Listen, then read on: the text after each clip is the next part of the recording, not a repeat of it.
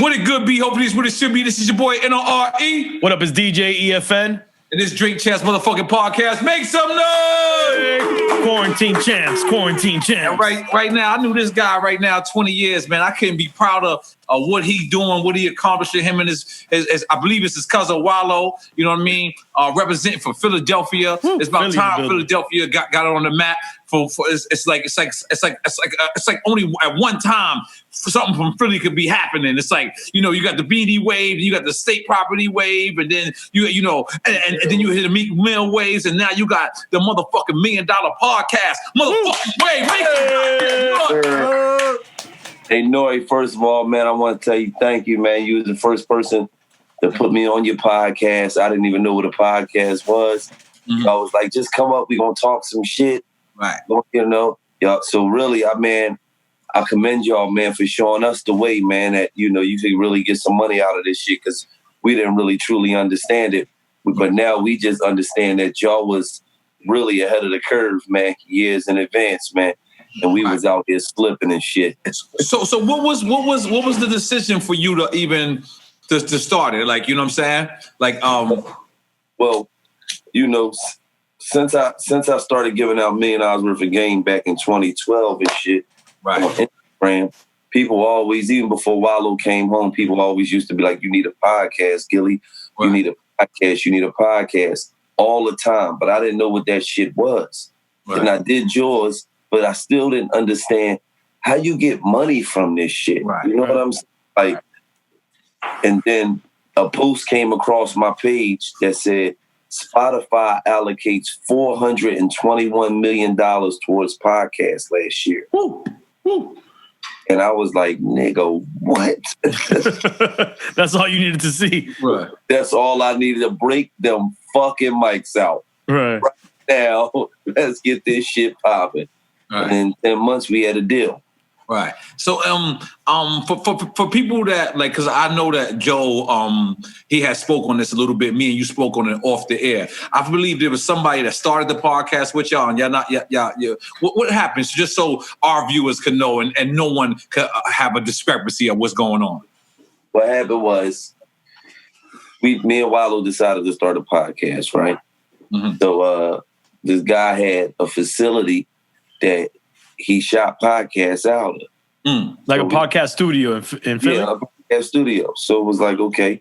So we came in, you know, basically how much you want a month to shoot the podcast here. Gave us a number. Okay, we pay him. He was doing our sound. If you go to the first episodes, he wasn't on the episodes. He was a sound guy.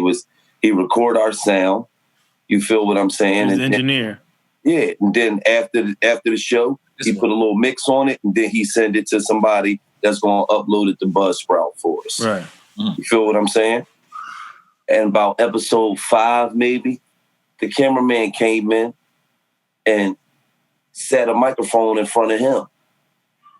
Me and Wallo looked at each other, but from time to time, we might say, yes or no, Dev, and he'd be like, I got to agree with Gillie. But he be off camera. You feel what I'm saying? But this time he put a camera in front of, like he wanted to be a part of the show. He had a mic on him. Yeah, he put a camera in front of him. He put a camera too in front of him? No, the cameraman. He wasn't the cameraman. The camera guy came in and put a camera in front of him. Shit. Okay. Me and Wallo looked, you know, and then we let it live. So it went from you not really talking at first, you just saying, yeah, I feel like Wallo, to you started talking more. And then you started talking more. And then when we did the deal with Barstool, we went to them. We offered them a certain amount of money. Like, here you go, bro. You work 96 hours a week. Here go X amount of money for the year. You feel what I'm saying? This still don't come in between what you got going on, because it's only 96 hours out of the week. 1 hour you talking for an hour, and then you mixing shit down for 20 minutes, and then you sending it over. Right. And for some reason, he thought he deserved 15% of my company. And I was like, what? Wow. So, you know, that's how that went. Because I explained to people, like, you know, because a lot of people don't understand that you guys to start something, you know, grassroots, where it's just everybody that's down for it, and then a situation like this could occur. How can people avoid that? in future references? Well, at the end of the day, when everybody else that we had on the team is happy. Right. You feel what I'm saying? Right. So it's just that a lot of times you cannot let people that's around you get in your fucking head. You feel what I'm saying? And get in your mind. And because one of the comments a motherfucker made was, in order for me to know how much I'm supposed to make, I need to know how much you make it. Wow. Wow. That don't even sound right in any kind of way. And my response was, okay, when you came on board, you had 6,000 followers. Right. I had 1 million followers. So do me a favor, can you divide 6,000 into 1 million, and what's that, about 80 something? That's how much more I'm making than your goofy ass. 80 something times more than your goofy ass. What are you talking about? Right. But did you see this coming? Because But wait, N.O.R.E, just to be clear, because I think that sometimes when you're saying the follower thing, someone might get confused and say, oh, you know, maybe this person, they think they're celebrity, this, that. I think it's just easy. Like, this is your podcast. You started the podcast. Right. He was hired help. Like you was renting studio. Like if a studio you go to says, oh, I own your music now. Nah, I rented the studio and you got an engineer. And that's what it is, you know? Absolutely. Then anytime we did live shows, he got paid for live shows. Right. You feel what I'm saying? So for us, it was like, this is not even something to think about. Like, you feel what I'm saying? Like, this is easy mathematics, bro. Like, but he didn't see it that way, you know? So it was like, okay, cool. You know, people get fired every day. It ain't no harsh feelings or nothing. You know what I'm saying? That's just a part of life. See, what people don't understand is, well, our podcast is not just driven off our podcast. It's driven off our social media, right, and all that we do on social media as well. Right. Like, because Dollaz Worth of Game had his own following. That has his own following. Right. And even what you're saying right now, right. Like I know motherfuckers that never met you before in their life. And they'd be like, right. And I'll just be looking at them like, yeah, it was your personality already on social media doing it before you was doing a podcast. Absolutely. So Dollaz Worth of Game, the podcast, is just a spinoff from me giving out game on my Instagram. Mm-hmm. That's why it took off so fast, because it wasn't something that needed to be built up. You had to get used to the name. You seen it every day. Right. Every day you woke up, I was giving you some game. And the people was demanding it. We need a podcast. So the spinoff from it was so easy. It was easy to adapt. Right. Now, have y'all, during quarantine, I see y'all recording. Y'all still recording, right? Y'all in face with it. Y'all ain't do this Zoom shit we doing, right? No, we ain't doing no Zoom. hey, don't judge. We told motherfuckers you better stay away from motherfuckers. Right. Yo, so because Philly, did y'all get hit with it hard or not, the Corona thing? Yeah, really Jersey, though. Okay, Jersey, yeah. Philly got hit with it, too, but Jersey really got hit with it. Right. Now, who's the dude that you had on the podcast the other day that Meek Mill knocked his bitch down? Oh, that was Tony, ex-NFL player, used to play for the Seattle Seahawks. He from Philadelphia, and you know, man, niggas, bitches get fucked every day. Yo, Meek almost tried to deny it, though. I don't know if you seen Meek tweet. Meek was like, who boy, girl? Like, he tried to deny it almost. You know? Hey, well, he definitely know Meek slam dances, bitch. You know that for sure. But, you know, I respect the fact that he still listen to Meek. You know, he ain't take it to heart like that. He ain't take it to heart. Now, one guy I seen you kicking it with, I couldn't tell where it was going. I couldn't tell what was happening. And I believe that's Young Chop. Yeah. Now, what is your relationship with Young Chop? I seen y'all kicking it, and I seen it go far. Like, is that for real, or is this an internet thing? Because you know, I'm 40. I'm 40. You know what I mean? I'm a little different. I don't be knowing.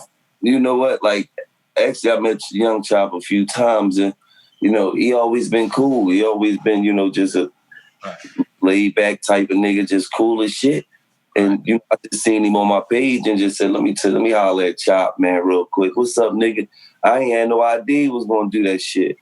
You know what I'm saying? So then they start talking, you know, about Meek Mill, Soft, and you know, French Montana, and I'm like, that shit threw me off for a minute. Because I had to say, come on, Chop, I got to get you off here, man. You're talking crazy. Now, asking, because you know you're Philly. What, 6 months, 8 months into the podcast? How long? We're a year in. So year in? Okay. Congrats. So good. Congrats. Let's make some noise for that, man. Add the sound to it. So look, have you ever? What's your biggest discrepancies so far? Like you ever got into drama so far? Like anybody ever got mad at you? Anybody like you know what I mean? No, I ain't really never had nobody I don't think get mad at me. You know, they might not like something I say, but you know, other than that, I don't really think I don't get people mad at me. That's not my objective. I don't really talk about people like that. I just more give out game. That's guidance, attention, motivation, and education. You feel what I'm saying? They will get mad at you. Don't worry. Yeah. You definitely put me up on that. No, I thought it was dope. I thought it was dope that that Joe even commented on you guys, right? And I thought that it was ill that you responded back. But I wanted you to know that you're supposed to be talked about. Like, you know what I'm saying? When you lit in this world, like honestly, like if a person's not talking about you, and it's dope that it's Joe. It's dope that, you know, and he got a big platform as well. You know what I mean? Absolutely. But it's enough for all of us to have. You know what it is? I know that Joe's a sneaky, tricky type motherfucker. Like, and you know, I just was on live with Joe and we busting it up. And you know, one thing about me, N.O.R.E, I don't have no problem with saluting a motherfucker, man. Yeah. You know what I mean? I want to salute you. I don't want to shoot you. Mm-hmm. You feel what I'm saying? I want to eat with you. I ain't trying to compete with you. Right. You feel what I'm saying? Everybody got their own lane. You got your lane. He got his lane. I got my lane. Right. You know, everybody got their own lane, man. Right. And for me, it's like, I didn't send Joe a message through Instagram. Yo, I appreciate. No, we was on live. We was in front of my followers. We was in front of his followers. Right. And I told him, man, I salute you, man. I salute N.O.R.E, man. I salute Tax Tone. Y'all showed me the way. Yeah. Y'all showed me that, damn, you could get some money out of this shit because I didn't see it. Yeah. So I'm the type of nigga that salutes you, and then you turn around and it's like, and the thing that was most really hurtful is that nothing y'all saying is real. Right. So it's like, Joe, like, yeah, the first 86 episodes the Dev was on. I'm like, bro, we only on episode 60. Like, so let me ask you, because I really wasn't following. Was Dev doing like interviews with other niggas saying this though? No, Oh, okay. Because we couldn't have been on episode 86 or 89. No, I'm saying, was Dev like, you know, going to doing interviews like and just speaking about y'all situation? Yeah, he did the interview. Yeah, he did an interview speaking about our situation. But at the end of the day, what they were saying wasn't not even what Dev was saying. You know what I'm saying? A lot of this shit was just like out of left field, like. So I'm like, damn, if you're going to talk about a person's situation, at least try to get some facts, you know. And Rory started it off like, you know, if I'm saying something wrong, then, well, if you're saying something wrong, then you're not supposed to be saying nothing at all because you don't know. Right. You feel what I'm saying? So, but, you know, I talked to Maul, I talked to Rory, shout out to both of them. I respect the fact that they both reached out to me like men, because at the end of the day, we grown men. And if you could, if somebody feels though some type of way with me, I'm gonna reach out to them. And if they feel disrespected and I see where they coming from, I have no problem with saying, you know what, I see where you coming from, bro. I apologize to you for taking it that way, because I could see how you took it that way, but I didn't feel that way. That's not how I was saying it. I could respect that, and we move on to see another day. You feel me? Right. Yo, listen, real quick, just based off of you saying that you didn't really first see the podcast movement and we started doing it, and then you kind of saw it when you saw the Spotify deal. I'm analyzing this new Joe Rogan deal. Are you guys paying attention to this Joe Rogan deal? Yeah. What they said, 100 million? 100 million. But that's not, the 100 million is not what you need to pay attention to. Do you know what Spotify made 48 hours after announcing that deal? $5 billion. $5 billion. What? It's a game changer. And I think all of us need to take note of what that means for all of us in this space. Just give me 35. That's what I'm saying. We don't need the 100 million. You know, we need to understand what that means for our value based on what we're doing. But talk about your Barstool. Just give me $29 a year. Let's talk about your Barstool Sports. What is it, Barstool? Barstool, absolutely. Those are some big dudes. Like, tell how did these guys even approach you? What was going on? Well, a lot of companies was approaching us. You know what I'm saying? Pardon me for cutting you off. Y'all was independent at first? Yeah. 100%. 100%. Wow. Go ahead. That's dope. 100%. So we had all the numbers. You feel what I'm saying? We chart every week. You feel what I'm saying? We on Apple, we got the numbers as far as YouTube. You know, so people was coming in for Barstool, and shout out to Dave and Erica, man, because since we've been there, they ain't been nothing but good to us, man. So shout out to Dave and Erica. You know, they came and we sat down and we made it happen. It was really quick. It didn't take a lot. You know what I'm saying? And they've been treating us good ever since. Now, the crazy thing is, you come from, you know, Philly, you know what I'm saying? From back in the days. And you had label discrepancies and things like that. What do you like more? Do you like rapping more, or do you like what you're doing right now? This shit right now. See, I love rapping. All right. But this shit right here. Okay, I'm gonna let you finish. I mean, it's kind of like rapping. Be real. No, let him finish. Let him finish. Right here. Oh man. This is a lot less strenuous. I'm gonna say that. Mm-hmm. I'm gonna say that. I really enjoy doing this shit. And you could get your point across a little easier. See, rapping, you could say something and the person could still misunderstand you. Right. This nigga ain't misunderstanding me, nigga. I don't like you. If I say it, I don't like you, nigga. That's it. Right. I don't got a cappella. You don't need a producer. Yeah, right. I don't need a nigga hitting the buttons. None of that. Just fuck it. I don't need it. Edit it up. Just chop and screw it, and then be good. The dirty version. Put it out. Dirty version. Yep. And but you know, I can't even say I missed the touring aspect, because we do live shows with this shit too. Right. But I missed the recording of that hot record when you done and you listening to that motherfucker and you know that bitch fire. Yeah, I missed that aspect of it. All right. And that's the only thing of hip hop you miss? Like, I mean, making music or being a part of the music game? Yeah, because you can't say this is not hip hop too. Yeah, that's what I said. But well, you know, I still be in the studio with a lot of the youngins, so I still hear a lot of the youngin shit. Still keep me up on, you know what I'm saying? Mm-hmm. So I'm always around that. But just the recording and the getting the fans' reaction when you drop that hot shit. All right. Yeah, because that's what I do it for the fans anyway. All right. You think Philly ever really gets this recognition? No. Dang. I thought you must be on our way. Yeah, we are on our way. Okay. You know what I mean? A lot of artists did a lot as far as like... Not even just music in general. Philly, so much history. Ain't Jill Scott from Philly? Jill Scott, Jasmine Sullivan, Music, Soul Child. The Roots. Storch, Will Smith.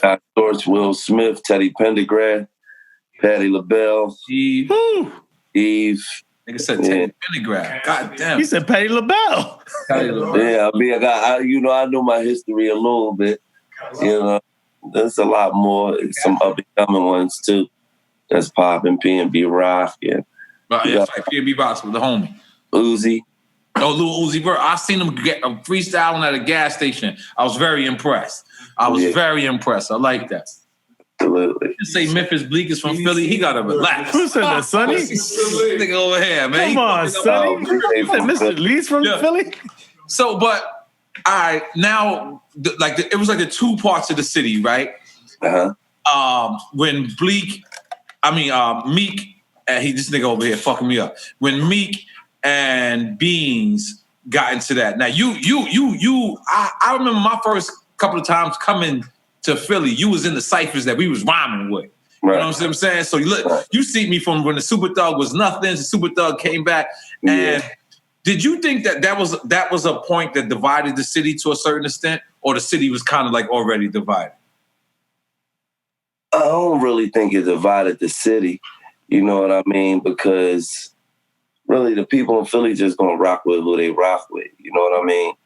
I think it just was if you was from the outside looking in, you would have looked at it as a bad look for Philly. You know what I mean? Right. But if you was around and you know a little bit more, then you just take it for what it is. You know what I'm saying? So it looks like Philly niggas don't get along. That's what it looks like from the outside. Well, with me, I get along with everybody, man. You know what I'm saying? I get along. I got a beautiful relationship with everybody, from Meek to Beans to Cassidy. You know what I'm saying? Cassidy just be on and off sometimes, but that's my brother. You know what I'm saying? Yeah, I don't know what you mean by that, but your laugh sound crazy. No, Cass just be, Cass will say something crazy and then we'll talk and then it'll be all good. Right. So, but everybody, man, even AR-Ab and them that's locked up, I was cool with them. You know what I'm saying? So I ain't really got a problem with nobody, man. I'm good with everybody. There's a lot of artists too. I can't name all of them, but I'm good with everybody, man. Any new artists on the horizon that we haven't heard of from Philly? He do the new artists of the week. What you do? Every week? Give us a couple of them. Yep. Shout them out. Sim Santana. This is from Philly or this is from all over? No, this is from Philly. All right, let's go stick with Philly because I know you be posting niggas from all over. I'll be watching. Yeah. Sim Santana. It's a girl named Rocky. It's a kid named Zig Money. It's a kid named what you want from me? Lil Muck. Mac and Cheese. Right. Man, we got a lot of young artists. Leaf Ward. We got to shout out homie rocking the Drink Champs shirt, K Walker. K Walker, yeah, I know K Walker. Yeah. Absolutely. There's a lot, man. I might have missed a few, but we got a lot of up and coming youngins, man. So we'll be watching for them, N.O.R.E. And you got the Mac and Cheese clothing line. Absolutely. They my sons. Okay. That's your real sons? Yeah. Oh, okay. I thought that was you and Wallow shit. No, that's my son. Oh, let's promote that then, brother. Come on. That's their name, Mac and Cheese. Oh. Yeah, absolutely. A lot of people they got a single about to come out in a week called N.O.R.E. Wow. And a lot of people don't know that, Gillie a hood nigga, Gillie street, but Gillie also went to college. Absolutely. Tell niggas that, brother. Tell people. I played ball in college, you know what I'm saying? Was pretty nice with it. And then, unfortunately, I got caught up in some street shit and got kicked out. But and that's when I started rapping. And I seen you hitting the punching bag, too. You thought you was nice with your shit, too? Yeah, I was definitely nice with Yo, I see you get dead serious. Definitely was nice with my shit. You used to box? A little something. Okay. I train my son and shit. But both of my sons, I make them out. They don't never got a box, but they got to learn how to fight. You know what I'm saying? Okay. Because I noticed that kids get a different type of confidence when they know they know how to throw them hands. Nice word. Yeah, absolutely. You remember meeting Mike Lighty the first time you were in Philly? Absolutely. At Susquehanna Day, man. Absolutely, man.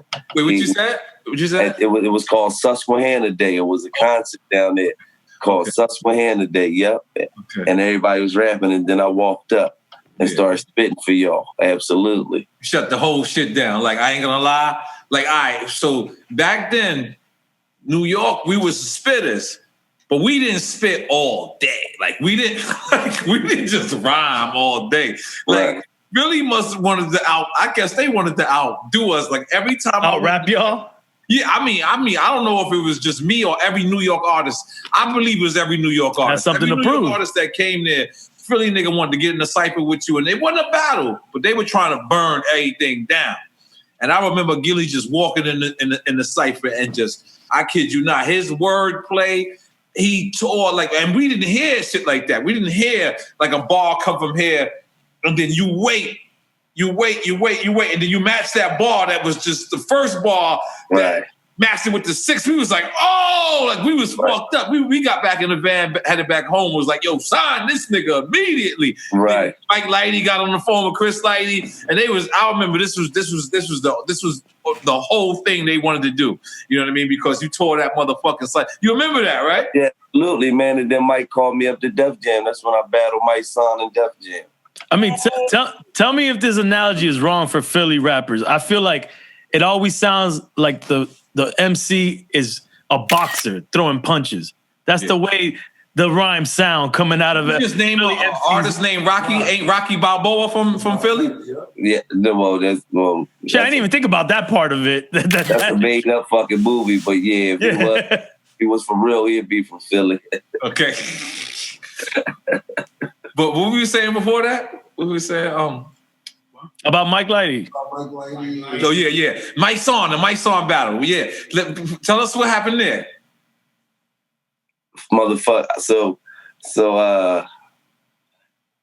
they call me up to Def Jam. I get in there, and Mike is like, "Is Fendi in there?" And it's Franchise. This one, it was a group, Red Cafe. That was Red Cafe, Gravy, and Q. Q. Yep. Right. Okay. So Fendi was like, "Let me hear something." So I start spitting. So Fendi looking at me crazy. He say, "Let me hear something else." So I spit again. So he like, "Let me hear something else." Yo, was there a nigga named Daquan in the building with Fendi at that time? No. Because Daquan and Fendi, the two most corrupt niggas in New York City at the time. Continue. Go ahead. Let me tell you. Is you by yourself? No. Not Major Figgas? No, it was me and just one of my homies. So as I'm in the middle of rapping, I think his name was Black. They used to be with my son manager back in the day. You remember Black? I think so.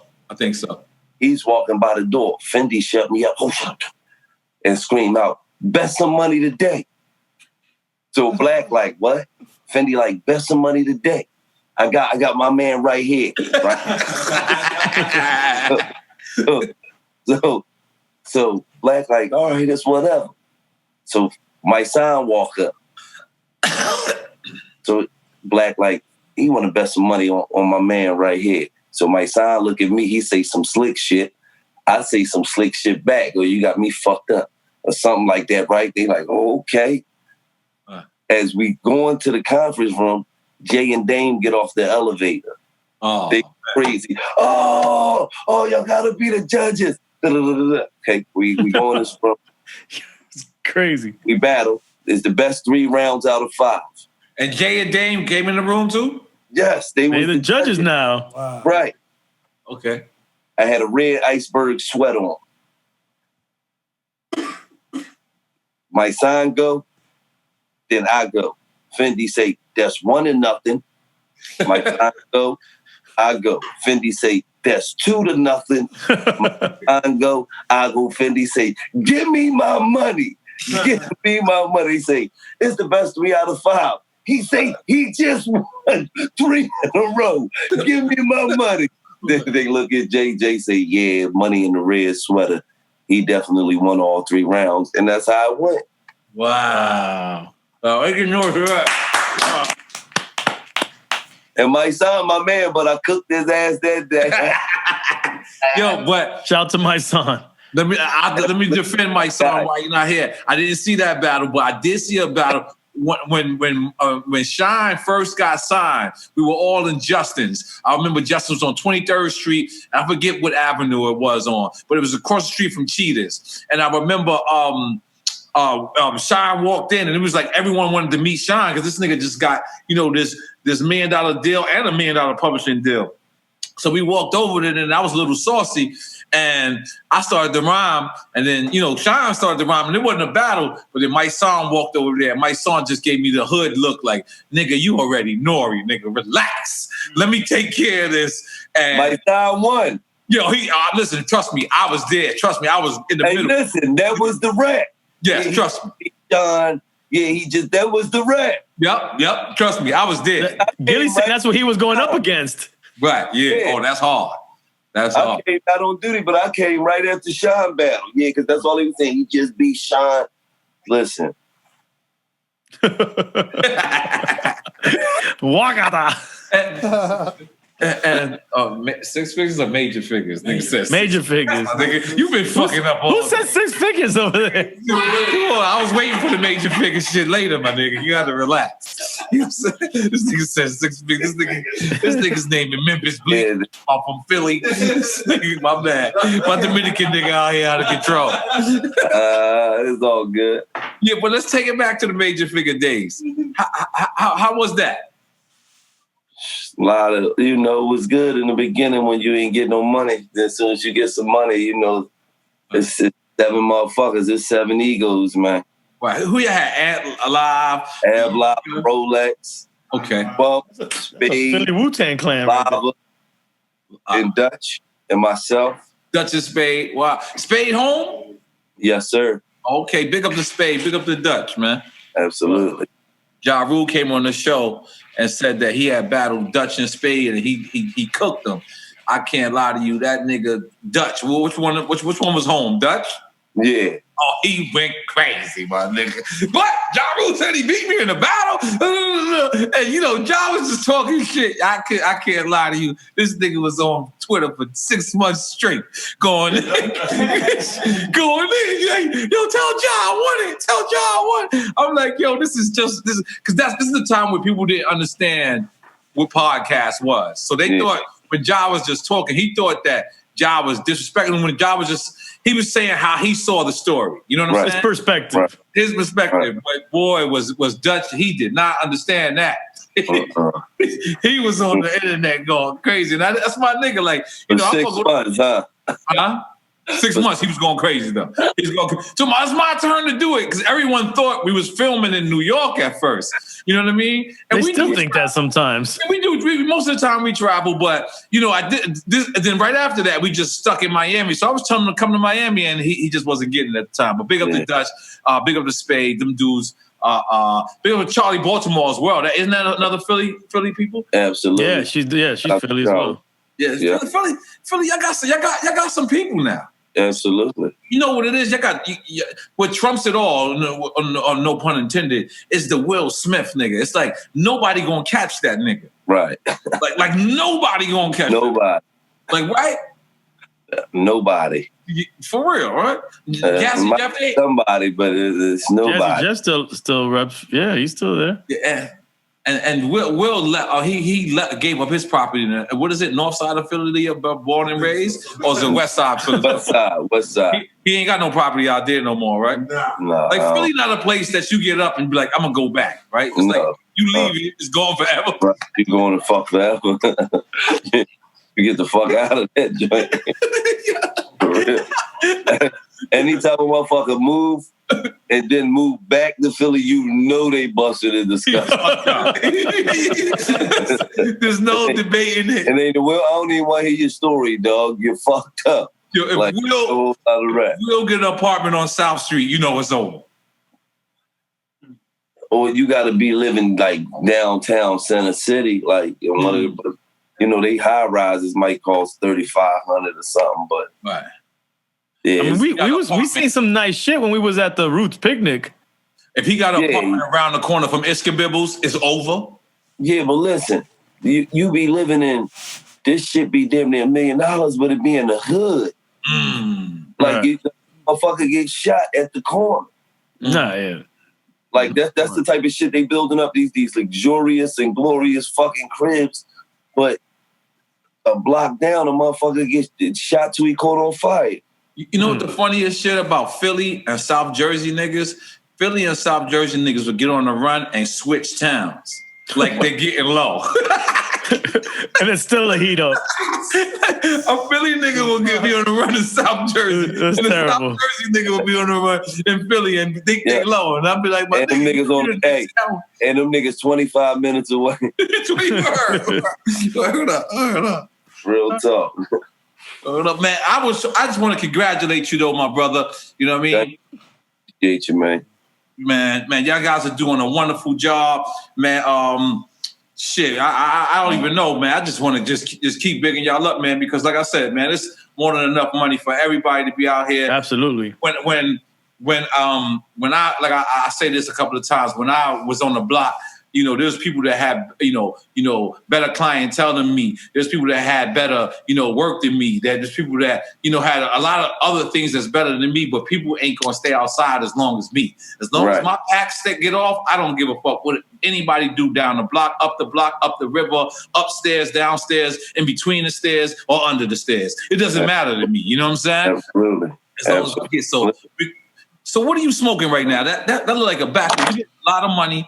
You smoking a backwood? Okay, let's. I see your medical shit because I got a medical card too. Yeah, I'm smoking medical. It's definitely a backwood. Yeah, it's a backwood. Well, what kind of bud is that? This is. It look like CBD right now, Gillie. No, this is cherry diesel. What? Cherry diesel. Dairy diesel. Cherry diesel.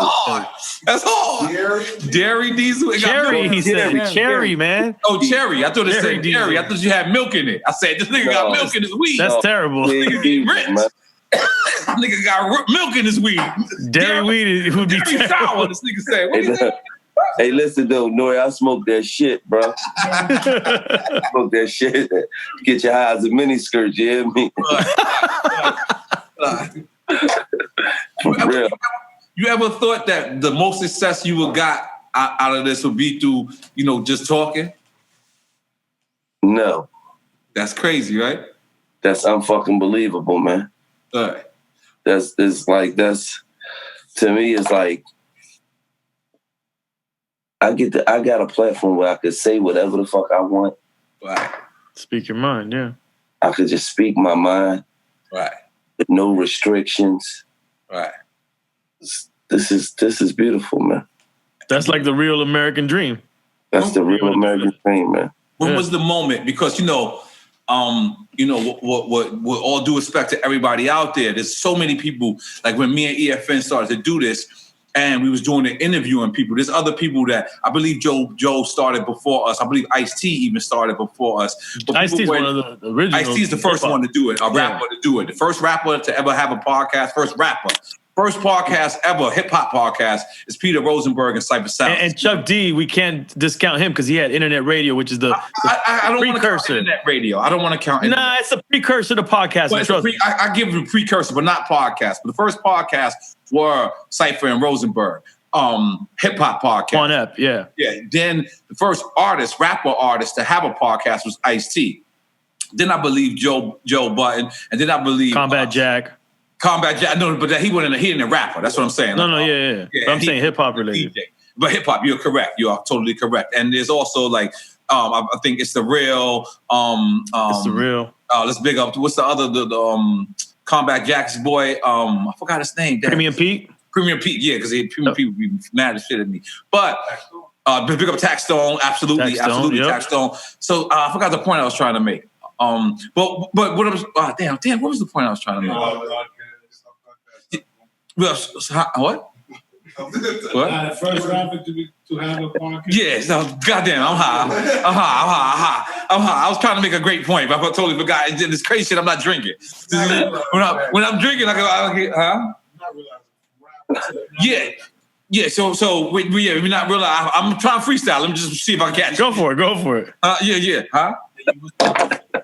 Or don't.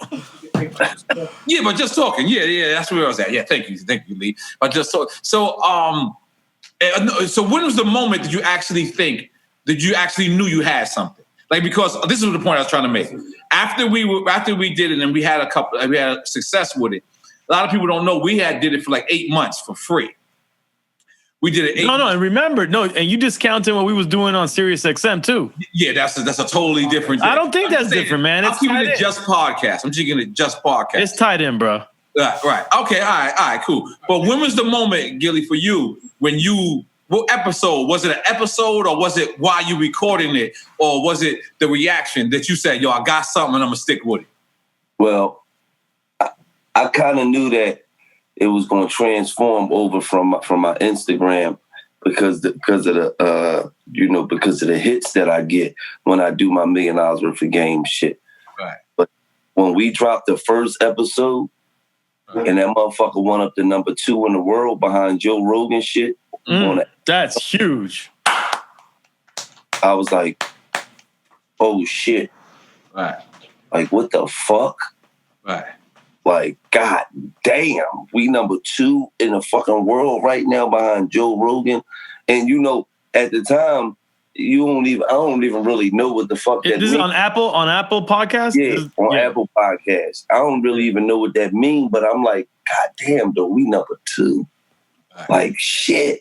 I don't even know how powerful Joe Rogan is, and you just know now. Crazy. Right. You feel what I'm saying?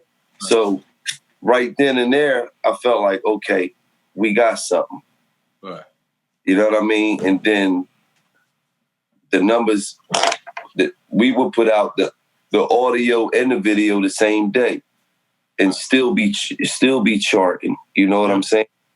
So for us, it was like, then we had sponsors and shit. You know what I'm saying? As an independent, we had sponsors because we was able to take our numbers and say, look how many downloads. Yeah, you're showing the data. Right. Look how many. Your Barstool deal is audio and video?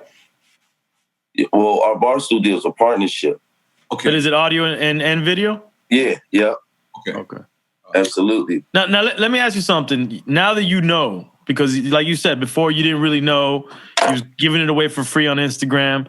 Now that you know, are you trying to pay attention to the landscape of the business to know what you're worth? Because it's constantly changing what we're all worth. Absolutely. Every fucking day it just changed the other goddamn day. That's what I'm saying. Like this Joe Rogan deal, I want everybody to understand, like it changes everything for all of us. Everything. But at the end of the day, man, I want to shout out Erica, man, and Dave over at Barstool, man, because they got behind y'all. Well, it was a lot of companies that was trying to get behind us, but the way that they came was different. You know what I mean? Right. And we really appreciated them for that. They wasn't trying to change it. No content, wasn't, you know what I'm saying? Wasn't really just trying to just come and take over some shit that we built from the ground up. They understood our views, man. So for any young podcasters out there who you need a platform and you doing your thing, man, make sure you look at Barstool, man. Okay. Absolutely. Well, we ain't know all that. Well, now we know, motherfucker. All right. So what's next? You trying to get into acting? What you doing? Well, I got a movie coming out, a comedy and shit in September, called Grey's Ave, but we're about to start shooting a TV show. You know what I'm saying? So that's going to be super crazy. What's Grey's Ave? That's about a place in Philadelphia? Yeah, it's a street in Philly. Okay. That's where It's Always Sunny in Philadelphia is filmed at? No, I don't think it was filmed. No. I fuck with that show. That show was never filmed in Philadelphia though, right? No, I don't think so. Yeah, I could tell. Danny DeVito. You ever watch that show? Nah, I know what you talk about, but I ain't no big fan of this. Yeah, that's just kind of funny, man. Yeah, I fuck with it. Yeah, but it wasn't in Philly. What, DNice is here? Yeah, he is. Yeah, all right. So, we can put him in. What up, N.O.R.E? What's up, D? What's going on? N.O.R.E. What up, fam? I feel like I'm gifted. I'm in club quarantine right now. Club quarantine just came to us. Shit. We honored right now. Yo, I'm honored. We club quarantine, bro. I feel cheated right now. I don't get the full on drink champ experience. No. First off, I told you this is not official. This is just a prelude to a real drink champ. And you too, Gillie. You too. We're gonna get y'all in real time. Gillie, what's up, legend? What's up, man? Let me just say something, DNice. Me and Fat Joe was having a talk off air, and we were saying if there's any DJ that like we wanted to make like $1 million one show, like $1 million just every time he comes out one show, and we was like, if there's one person that deserves that, that's motherfucking D motherfucking Nice, man. I'll take that. The numbers did go up, though. I'm not even gonna lie. Yeah, Cheers. God damn it. I see you sponsored by Coca-Cola and Budweiser the same day. I respect that, goddamn it. So a lot of people don't know, right, D? Let's take it from the beginning. Like one of my favorite records in hip hop. I know you probably tired of this goddamn story every time I tell you that, every time I see you. But did you produce My Name is DNice? Was you? Yeah. You produced that? Yo, produced it and he rhymed on it. Yes, that's crazy. Yeah. So let's take it from there to self-destruction, right? Just being a part of that movement from then. What was it like? Well, I produced that record too. That's my. Wait. You produced Self-Destruction? Yeah, I produced Self-Destruction when I was 18. So yeah. Holy! I didn't know that, and that's one of my favorite records too. Yeah. Okay. That's how I ended up rapping on the song because that's the first record I knew all the lyrics because it was on the back of the vinyl. Yep. Yo. Yeah, I did that. I wasn't supposed to produce that record. It happened because, really, I was the young kid. You know what I mean? Like the Bomb Squad, like. You know, Dougie, even though Dougie's my man, Dougie's my bro for life, but they really wanted the Bomb Squad to produce it. But KRS fought for me. KRS and a woman named Ann Carly, who worked at Jive Records, was like, no, the whole point of this is like, the Bomb Squad is the people who produce Ice Cube. That's Public Enemy. Yeah, Public Enemy. That's Public Enemy's team. Yeah. Cool. Go ahead. Continue. I'm sorry. Yeah. So, but they trusted me with that. So even on the chorus, like that's me and like two of my friends, these two young ladies from back in the day. You know, I did the track. It was my whole concept to like, I arranged everything. That's crazy, man. Yeah, I was 18, man. Wow. Yeah, I was a young kid doing it. And then, how as an 18-year-old, you was already BDP from before that? Yes. I was. So how old did you get into BDP? At 15. Wow. Yeah. You was DJing for Chris? No. I didn't even have a role so here's the story. So, there's Kenny Parker. Yeah, tell us everything. I didn't meet Kenny until years later. Kenny wasn't initially in the group. Kenny was in the group. He was more like the BDP crew, not a part of like Boogie Down Productions. Boogie Down Productions was me, KRS-One, and Scott LaRock.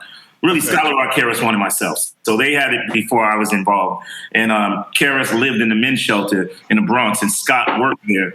And my cousin was a security guard. So I brought my cousin some food, and then he was like, yo, I want to introduce you to somebody. And then he took me into Scott's office, introduced me to Scott, and then Scott eventually introduced me to KRS, who lived there. And that's, literally like in that moment, that's how I got down with the group. Like there was I didn't do all of the battle shit that KRS was doing, like nothing. Scott just looked at me and was like, yo, I want you to be down with my group. Literally like that. And you a kid, because they were already older. Mm-hmm. They were like 23, 24. Yeah, so, but yeah, no, it was, Dave, the funny thing is I was telling Chappelle this story, and he was like... Hold on. He just stunned on us. I like how he just paused. Yo, I just told Chappelle this story. Go ahead, continue. Nah, it's just I wanted to share the way his mind works, right? So I was like, yeah, Dave, he asked me how to meet Scott and Chris. I told him, I was like, yo, I cooked my cousin some food, and I walked, because the shelter was on the east side. I lived on the west side of the Bronx. And, there were no Ubers and shit like that back then. And I was mad, bro. Was it OJ's back then? Yeah, OJ's, but I didn't have OJ money, though. Now you can get an OJ now, though.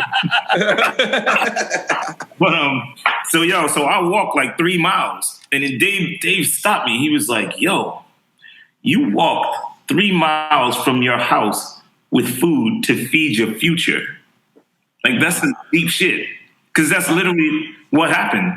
Wow. I wasn't, you know what I'm saying? Like, you grew up rhyming and all of that shit. I wasn't rhyming. I walked into the situation where it was like, yo, I want you to be a part of this.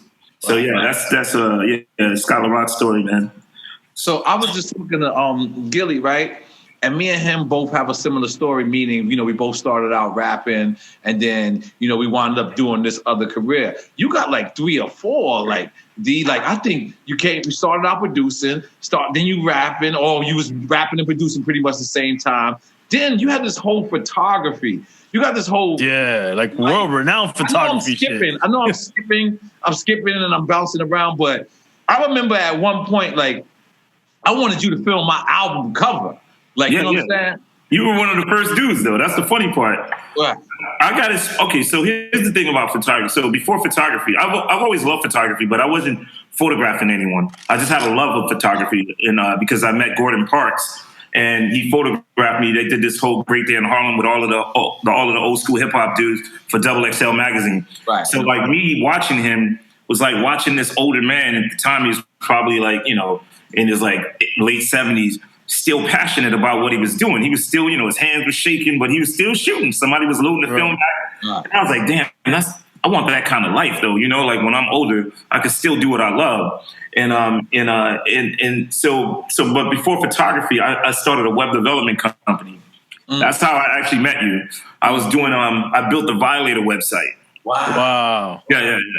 I built the Violator website. Chris was always like, because I still wanted to rap, but Chris was like, yo, bro, you're better than that. Like, yo, you don't really need to shop demos. You're a smart dude. Like, you can figure this out.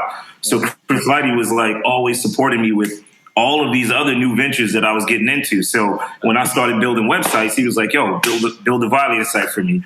Then he had me doing like the online marketing for the G Institute.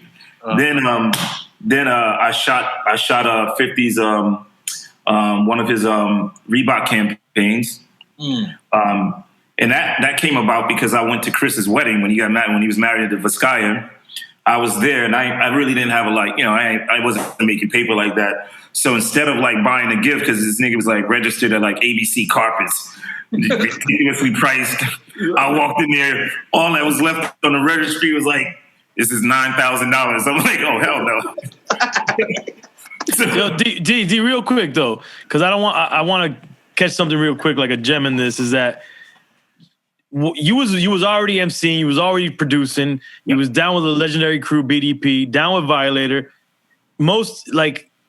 I think was it hard for you to go and like venture off and do like web design, this and that? Because I think most people that already were rapping, they're celebrities, they're MCs, they don't see themselves doing these different things like that are behind the scenes.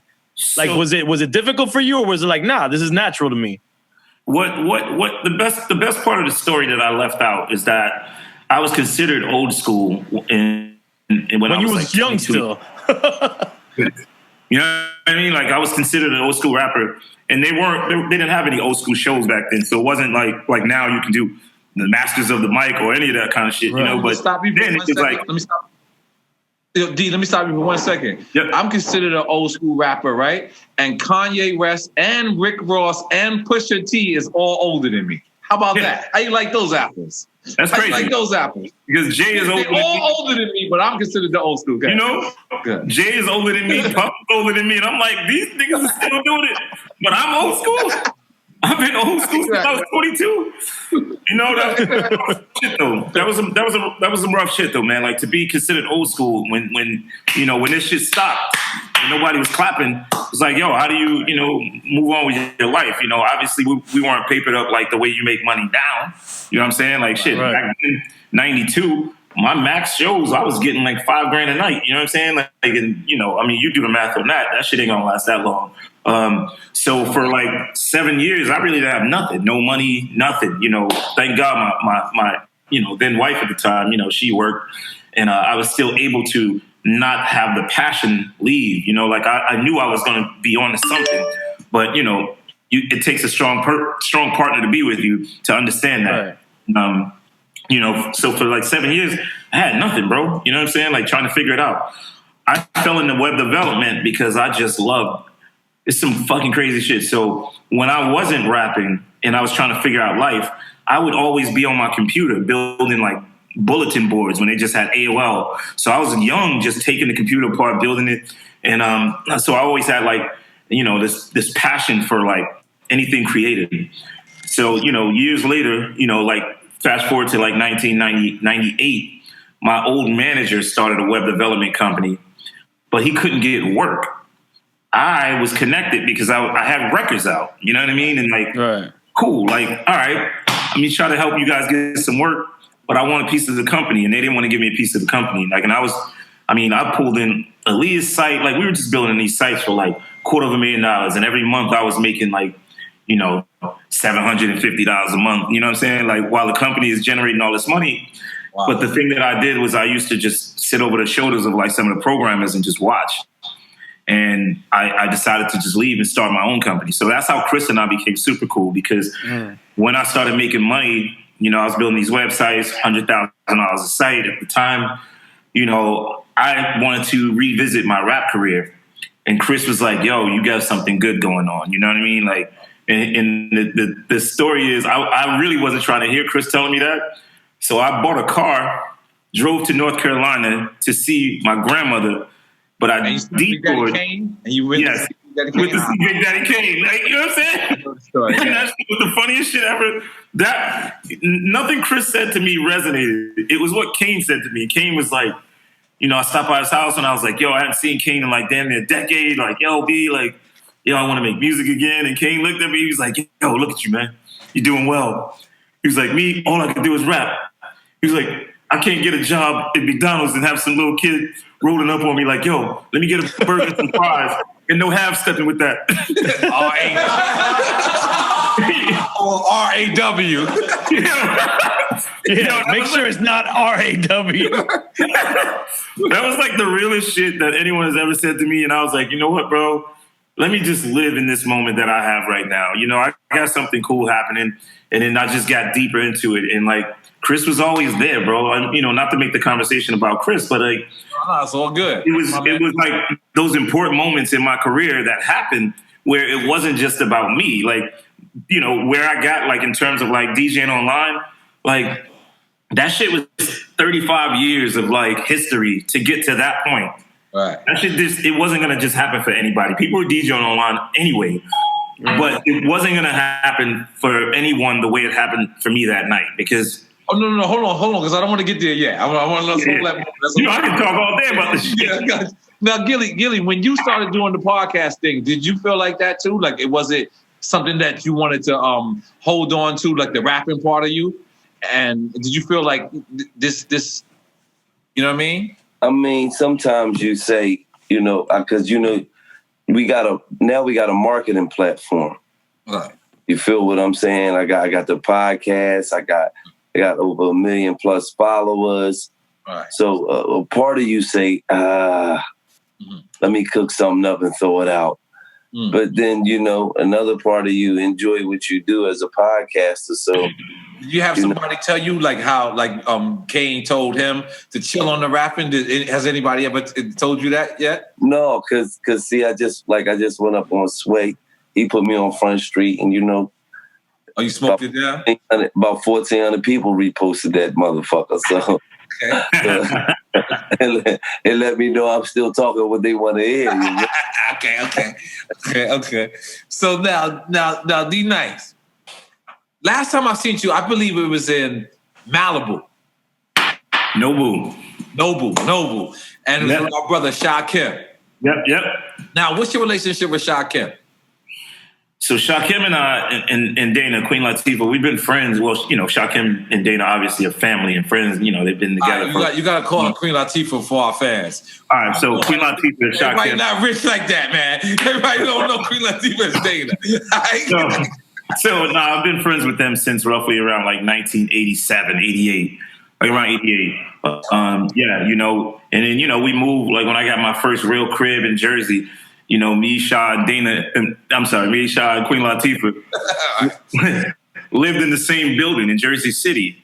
Wow. And like, yo, if one of us were like out doing shows, you know, the other person would pay like the other person's rent, just give it back when we see like, so, you know, my old, like when I started my management company back when I was still rapping, like my offices were in the Flavor Unit offices. So Sha Kim is just my guy, you know, like you're talking 3 decades of friendship and never had an argument. You know what I mean? Like, it's like some real, yeah. He's a solid dude.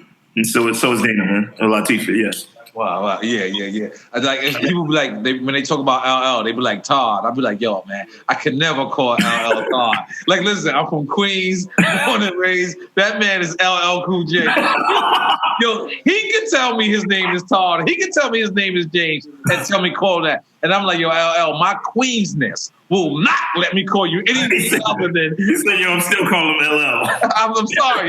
Like, he been trying to like personalize our relationship. I said, I'm sorry, Al. I gotta keep addressing you as LL motherfucking Cool J.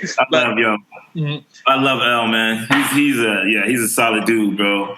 Right. Solid dude, man. So, and I'm not from Queens, man. I just love L. We know you're from BX. We know. Now, all right, boom. Quarantine happens, right? Everyone, us as black people, we all laughed at first when the coronavirus hit. Everyone had, I drink Corona. You know what I'm saying? Everyone was like, I know people, I'm from Corona. People that's from Corona was like, I'm from Corona. I can't get Corona. And then this pandemic, the pandemic happens. Boom. And everybody starts seeing these bodies drop. And people are taking it serious. Everybody is actually home. What makes you say, yo, listen, I'm going to start playing this music and I'm going to play it for the world? Because I believe the first night you did, it was like 250 people, right? It was a little under 200, yes, okay. Like 200 people. And then the second night was like 20,000, something like that. No, the second night it was like 2,000. The third day, the third day it hit like 8,000. Then that Friday, it hit like 25,000 people in there. And then it was that Saturday when it went crazy. Even though it showed like 100,000 people consistently in there, as you know, like no one is holding their phone for hours like that. So when they did the numbers, it was like millions of people that were in there. Wow. During that entire time. And that, that was like the first time that anything like that has ever happened. People are like, everyone's using IG Live now, so those numbers are like kind of small now. You think like 100,000 is small compared to like what Versus is doing or Tory Lanez, but it just felt good to be like the first person to do something like that. It's the first person to crack it open. Yeah. So it's that one night, right? Everything was building up, and I'm talking about, I kid you not, my text messages, my Twitter, everybody's like, yo, you going to the DNice party? And it was just hilarious because everyone was really like, but then it's that one night, I think it's the one night where Oprah was there, Joe Biden was there, the Obamas was there. First off, how does it feel? Like, because that's like packing 4 football stadiums, right?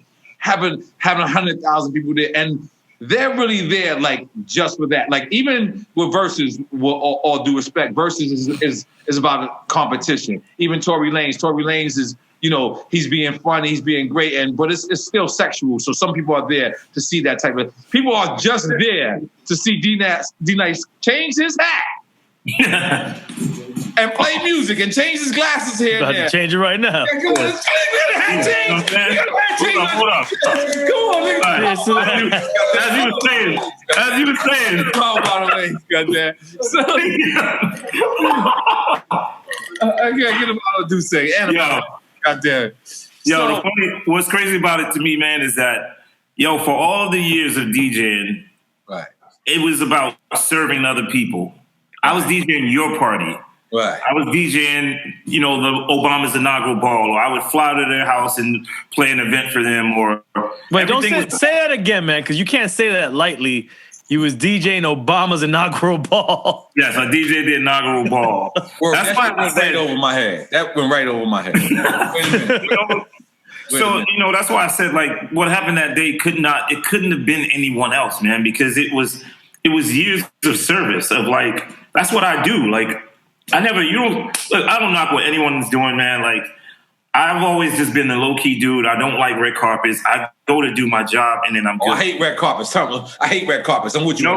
And D, real quick, again, I just feel like the humility and what you've been doing forever, which is a lot of DJs do as well. And I've seen you over the years. You've done stuff for big brands, and you've done all these like different things. I feel like it was a lead up because you've been doing private parties, exclusive things, brand parties. And that's what like the lead up was to like consolidating all that stuff you've been doing. Yes, yeah.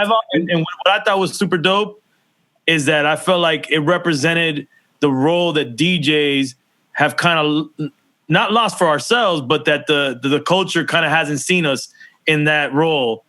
And you exemplified that role for us as DJs. Especially as hip hop DJs, you know what I mean? Like, because EDM DJs have been getting it, No, hip hop DJs specifically. Yeah. But like, hip hop DJs, and just imagining yourself being great. Like, you know, like all of the lessons, that's the funny part. All of the lessons that I learned along the way that I thought was like irritating to me, like, you know, like, I mean, this is no disrespect and this is not about any one particular DJ, but there are like iconic DJs that when I returned to the scene where I wanted to open up for them, like New York DJs, and their team was like, nah, you old school.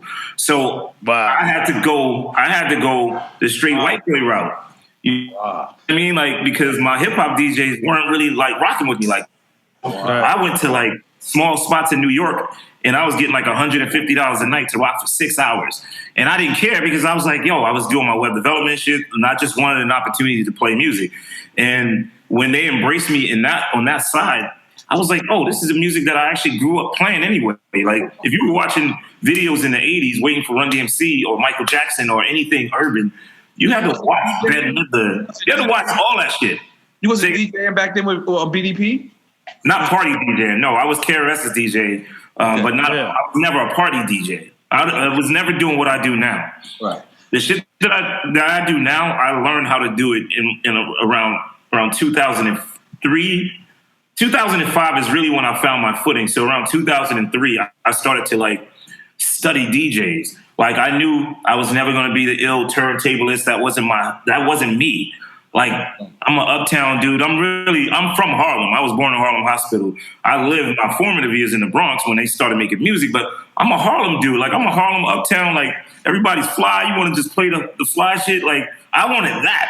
I wanted to play Rising to the Top and mix it like Brucey B and all of that. So I didn't want to be like Scratch or Clark Kent actually Clark gets busy. I mean, they all get busy anyway, but like Clark blends a lot, Scratch blends a lot too. But I didn't want to be the turntablist dudes. I just wanted to be playing that sexy shit, you know? So you want some smooth ass, you just want a smooth set. Yes. And I started studying like house music DJs. I would go to like Little Louis Vega's party at Seattle every Wednesday and just sit there and watch him I would just watch the crowd. You know, I'm not a dancer. I would just go play the wall, watch, and I'm like, holy shit, okay, I see it. And that's how I really got my whole thing going. Then it kind of circled back to like hip hop. But luckily for me, man, I was able to I broke through all of this shit that people are having a hard time breaking through in terms of like private events, because I'd already established myself in that world. You know, I already established myself in that world because I was doing those events that like most hip hop DJs didn't want to do. They didn't understand the music. They didn't understand. Like, one of the things that happened that night was, remember, Kenny Rogers had passed that week. Wow. Mm-hmm. Yeah. I just started blending Kenny Rogers records. You know what I'm saying? Because I had them choices. It's like, this is what we grew up listening to. Crazy. You know, like, and that was, people wrote about that. Like, yo, he played everything. And it feels, you can tell that I love the music by the way that I play it. It all feels natural. It's not, I mean, you DJ, bro, it's not even based on like any specific genre. It's like a feeling that you evoke when you blend these records. So it's just beautiful to see that during this crazy time. EFN only plays what he wants. Yeah. I don't know if he caters to the crowd at all. You gotta relax. That's why I got my vinyl right over here. Look, he got his vinyl. Look, but he caters to himself, which is dope though. That's originally what DJs used to do too. But then you had to. So let me ask you something. Is there pressure, like when you knowing that these people are not only in the room, they're commenting, you know, from the Joe Bidens to the Michelle Obamas. Is there something that you, like when you know somebody walks in the building, are you saying to myself, let me play this for Michelle XYZ to get them hyped? Because I played them before, or Oprah's in here. Like Oprah, listen, let me just explain something to you. You had Oprah, N.O.R.E, Joe Biden, and the same. I will never be in a party with Michelle Obama. I will never be in the party. I'll never be in the same party. The thugs and the politicians were all in the party. I'm smoking. I'm feeling great. So. Is it a certain pressure that you got when you know certain people was in the building, or it's just like it fuels you up? No, it fuels me up. So if you ever watch like people DJ on IG, like even like right now, they don't engage with like the people that are in the room. They're usually just playing music. They're not really paying attention to. Sometimes they'll look at the comments, but then they just go back to playing. My thing was, I wanted the average person that's listening to feel just as important as Michelle Obama. Because that's the only chance that you're probably going to get to, like, really, not you, but like the average person is going to really get to be in this, to be like, yo, I was in the same party as this person. And that's what they saying. Right. Yeah. And so it was like, I just started doing these shout outs. Right. I never talked this much. First of all, I don't even like talking on the mic. Right. In my regular parties, no, it was about the music. But I started talking. You know what it reminded me of? The old school Harlem parties, the paid in full parties. Like when somebody walked in the building and when you said their name, people were getting texts. People were like it was. That's what it reminded me of. Sorry to cut you off. And that's actually how people feel about that shit too. Exactly. Like they come in there, I'll just shout them out, and then it's like they end up staying. You know, and I see the same names every day. Like, bro, when I sign online, not about the celebrities. Like, I do see a lot of celebs. Like, Mariah's in there almost every day, and like Bobby Flay. Like, it'd be like the most random.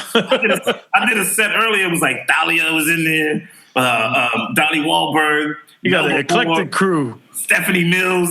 It's just like all over the place, man. Ari Lennox, like, yeah, you know. But it's just dope to be. First of all, I turn 50 next month, right? You know what I'm saying? And like, God bless. Let's make some noise for that. Yeah, man. Cheers to that. Because that shit was looking scary. I was like, I don't want to be in the club at 50. Hey, but you making the club at 50. Let's do it. I'm making the club at 50. Hold on 1 second. Go ahead. Y'all keep going. Let me wash my hands. Yo, let me ask you something, D. Like, this is something that me and my boys were talking about, and I want you to be honest about this. Right when it really took off, the club quarantine stuff, it felt like there was almost a pressure for you to continue it.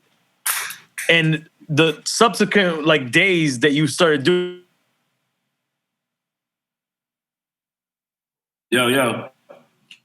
Can you hear me? Yeah, like we were worried about your health. Yeah, you cut out for a minute. What did you say? What was the question? Like we were saying, we was worried about your health. We thought that maybe there was a pressure for you to continually do this every night. And me and my peoples, we were talking about like, yo, man, I hope D doesn't feel like he has to do this. You know, like it might be too much, you know?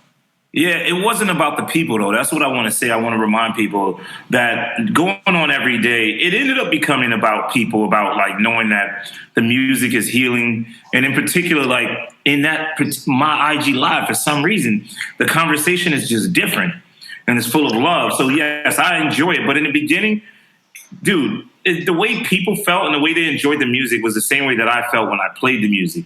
It felt like it was healing me. Because I've been here by myself, you know what I mean? Like, I'm home alone. I don't have any family in LA. I mean, I have close friends here, but, like, my kids are in Michigan, and my oldest daughter's in Penn State Law School, and you know, my mom is in New York. You know, I'm single. Like, yo, I'm home with nothing. And that shit was like, yo, the music and going on was saving me from, you know, I don't want to say depression, just, you know, out of respect for people that actually battle with depression. But, like, yeah, like, the shit was heavy, though. But you know, it was a minor version of depression happening during that time. You know, like it's just imagine this, bro. Like, okay, you got the show, you got the podcast, you got, you know what I'm saying, you got the TV show, you got all this stuff going on, right? But for like a DJ, all you have, your show is still going on right now. But for a DJ, and you know, you have no shows, there's no income coming. They lost everything. Lost everything. So I'm sitting here like, yeah, I did very well. You know, and I know I did very well. You know, where I invested, but like all my investments were going down, which they'll probably bounce back, but the market was bad. Yo, it's scary times. Yeah, all of the festivals were being canceled. So I had Miami Music Week. I had South by Southwest. I had, you know, ACL, or, you know, Essence Festival, so playing the main stage. Everything, BT Awards, every gig was just being canceled left and right. So then I wasn't with my family. So just imagine, I did 400,000 flight miles last year. I was on the plane like every other day, either going to see my kids or going to a gig. And I did a lot of gigs last year.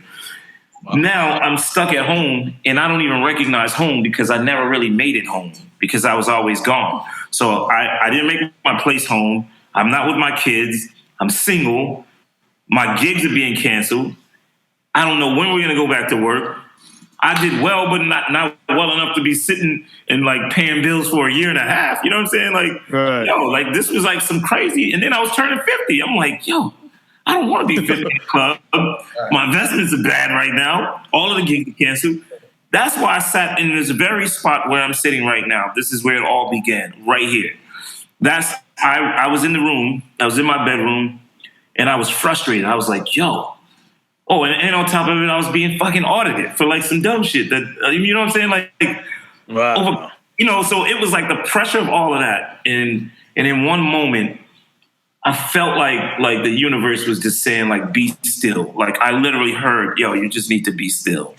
And to DJ, that's what they said. Pull out your equipment and nah. It said to be still. That was it. Like, and I got up and I sat right here. Still, like right? Yeah. Like it wasn't. I wasn't even trying to DJ online. The funny thing is, I didn't even want to DJ. I sat here just because I wanted to sign into IG Live and play a couple of songs, and I wanted to interview. I really wanted to do what you guys are doing.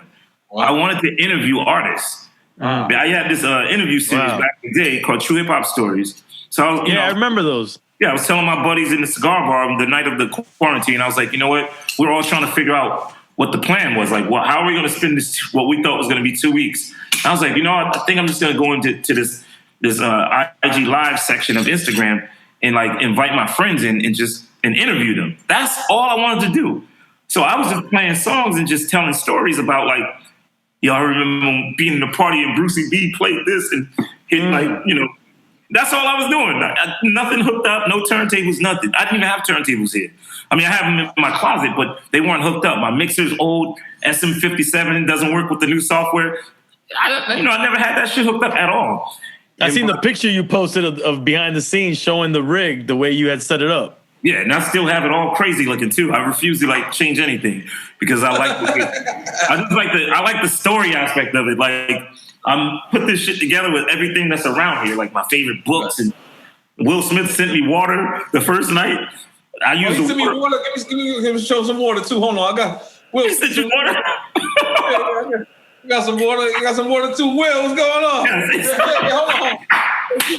Let them shine. Let them shine. Black Enterprise, goddamn it. Yeah. I use all those boxes to elevate my speakers. I'm like, I keep my shit real simple, bro. But man, like sitting here was therapeutic though, man. Like, you know what I'm saying? Like playing music and you know who told me to actually DJ was Clark Kent. Because I called Clark. Clark was in there every day. Black Thought was in there every day. Like Bun B was in there every day. In the beginning before it became a thing. And I called Clark and I was like, I don't know what this is, bro, but this shit feels good. Right. He was like, you know what you need to do? I was like, what? He was like, you should actually start DJing. But what I didn't know is you weren't supposed to do. I mean, actually I knew it, but I didn't think they were going to let me play music like that. And, by the grace of God. You wasn't copyright shit, right? You was just playing records? I was just playing songs, but they weren't flagging me, so. Right. Okay, all right, damn. All right, this is where you messing me up now. So you could playing songs isn't the same thing as DJing? No. Oh. No, I was playing songs from my computer from iTunes. Yeah, he was just playing them. So when I play songs from my iTunes, I'm not a DJ at all. That's what you're telling me. When I just do that, I thought I was a DJ. No, he just wasn't mixing. He was just playing records. Okay. Yeah, I wasn't mixing. Okay. All right. So I wasn't mixing at all. So you brought out a mixer? I was just playing songs. And then the funny thing, man, that day when the quarantine, when they was going on full lockdown, I was just like, I tried like using my turntables. The mixer didn't work. And then Clark was like, my guy will just send you whatever you need for free. But I was like, I think I'm just going to go buy something because there was no telling how long it was going to take. And I had the spirit of like, I really need to DJ right now. And you had a sense of urgency at that point. Yeah, I was like, I don't know. It just felt right. And that was that night. That was the first big night. That's when that Friday night when it was like 25,000 people in there. I'm like, what the fuck? What is this becoming? Like Drake popped in. I didn't even know he was following me. J-Lo. Everybody just kept popping in there. And then that next day, that's when that shit was magical, bro. Like I was literally calling people. I was calling everyone. Like, Joe Biden's campaign manager, like. But D, do you think you underestimated your legend, bro? I don't think I ever looked at myself that way. So I guess I did underestimate. Because we all look at you that way. I never looked at it that way. I always looked at it like, I'm what we do. Look, man, the legend in my crew. Just imagine this. I had to live in the shadow of one of the greatest MCs ever. KRS? Chris? Yeah. So I had to live in the shadow of KRS my entire career. That's real. So I never looked at it more than than what it was for me at the time, of like this constant struggle to not ever be looked at as just the dude that was in the shadow of KRS. So I never allowed myself to get comfortable with anything. It was just like, no, I got to keep going. I got to keep doing. Like, now I know I'm in the shadow of no one. Mm-hmm. Like, I know that for sure. Like, and that's probably the best feeling that I have of all of this. That, one, I hope, like, my crew, in particular, BDP crew, like everyone. I mean, I still talk to Chris every now and then, not on the occasional side, but like I hope they feel a sense of like pride when it comes to this. Like, yeah, no, they I'm do. sure they do, man. They do. You know what I mean? Like, we're all from. Me knowing you, I felt a sense of pride. I remember the first couple of days where it first start happening, and I started tuning in, and my wife, her friends start hitting her and telling her, "Joe, are you watching what DNice is doing?" And it just was a triple effect. I mean, as an outsider looking in, it was just like, it was literally like going to a club. Like, I was so happy when you named it Club Quarantine, because it was the first time I could be in a club with a person in Minnesota at the same exact time. Like, same time. Like I could be on Eastern time. This person could be on whatever, but we were all in this same situation. And you can tell from the comments, because that's what I started to do. Like, what I started to do was, when I was checking a text message, it would log me out. So what I would do is I would go on for my son's iPad. And I would go on for my son's iPad, but I would comment from my phone. So it would look like I never left. But you know what I'm saying? Like, so, but what I'm trying to tell you is people were like, this was something very, very important. Like, and it was a way you brought the whole world together. Like, a person told me it's two things you could bring the world together: through food and music. I had saw little examples of it through music, but the first real live example I've ever really seen music bring the world together was here, brother. Wow, that's awesome. Yeah. Club Quarantine, brother. Club Quarantine. And it's culture shifting. Like, first off, I was in a party where I know they would kick me out in real life. In real life, I know they would kick me out if Joe Biden walked up in the joint. You know what's been like a great experience with it is that, so that Friday could have shifted in a different direction. And I'm going to tell you why. Because everyone was trying to figure out how to still make money. So Thursday, when it started to pop, this was like day 3, I started getting calls from record companies and from other clients that it's like, yo, can you play this record? Can you name this? I don't want to say the label, but like, wow, my record's Friday. Mm-hmm. And they had a bag for me. They were going to have 2 of their top artists and, all hip hop artists come in and, they have like tens of millions of followers. And I was like, yo, you know what? That'll actually give me like some credibility. Maybe because I was struggling under 200,000 followers. I was like, yo, maybe some of these people start following me. And I woke up that Friday morning, I swear to you, bro, once again, I sat on the edge of the bed and they were expecting me to do this at noon, 3 p.m. Eastern time. And I was sitting on the bed and I was like, yo, this doesn't feel right.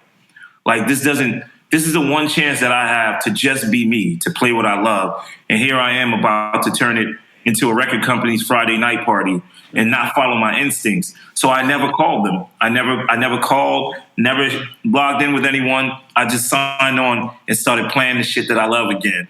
Soul records, R&B joints, pop, mixing all of that up. So throughout this entire process, I never sacrificed my integrity at all, like for a check. So those first 3 weeks, I just got on because it was therapeutic and I knew it was healing the world. And I was just like, I just wanted to do more, but I never sacrificed my integrity. And that's the beauty of like this whole thing is I feel like the music is shifting now. Like we should be able to play these records in a club. I know I'm going to, because there's nothing, you're not going to tell, if you're hiring me for me, like period. You know what I mean? Right. You hire Steve Aoki for what he does. you hire Mustard for what he does. You're hiring me because this is what I do. And they know that's in my rider now. Like, I won't even approve anything. All the shit that I've been doing, I'm like, nah, B, not doing that. I'm not shouting this out. If you want me, this is how what EFN is. If somebody give him a request to EFN, he'll just play the opposite. Listen, this is my opinion. The best open format DJs are hip hop DJs. True. Because then it's not open format anymore. It becomes hip hop. Right. Like even when they're not playing hip hop. So how annoying that would be, DNice, you at Puff party or somebody. And I remember like one time I think Puff was mad at you at one of his parties. I was there, I think last New Year's or something like, you know, like people were like, if anybody ever like try to give you a request and you just like, this is not the mood of the party and you know where it's going? Oh, you know what? Puff wasn't mad. Puff, he wanted me to play like some demos. Yeah. like new tracks? Yeah, like, from his kids, you know what I'm saying? Like, oh yeah, that's right. Yeah. And I'm just like, yo. You're right. I can't do it. Straight up said no? I said no. I just wanted to finish my set. That's good. But I was like, yo, and to be honest, I didn't have the music. You know what I mean? Like, and I don't let anybody put their drives on my computer. Like, I don't, you know what I'm saying? Like, I just don't do that. I don't even start it like that. And there's no disrespect to Puff or anybody because I love Puff. It's my guy. But actually, he never even came over to me. It was more like his people, like, yo, Puff needs you to, I want to go. Nobody's hooking up anything. Right. This beautiful house in Miami, this doesn't belong to me. Right. This does. And I'm trying to get this house with this. Right. Yeah. So I just never, you know what I'm saying? Like, well, Puff usually, he doesn't bother me, man. Puff loves when I play the classic shit, man. So, and Puff has actually been one of my, that night, that Saturday night when that shit went crazy, 2:00 in the morning, the call came from Puff and he didn't ask for anything. He didn't say, yo, I want to manage you.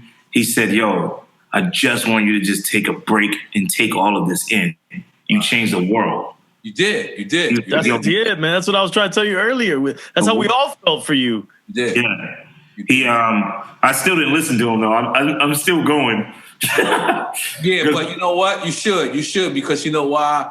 It's like I said, man. Like I'm 42 years old. You know what I mean? And I like to think that I've been around the world. I like to think that, you know what I'm saying? But I got so much other accolades and so much other things to do. And that's, like I said, music coming together and bringing everything together. That's one of the top moments, if not the moment in my life where I see everyone really, like, I made a record back in the days called Music Make These Thugs Calm Down. And it meant nothing. I did it with Nas. I see you got an interview with Nas on live as well. Oh, yes. But that meant nothing to this night. You really made the world just come together, just, in celebration.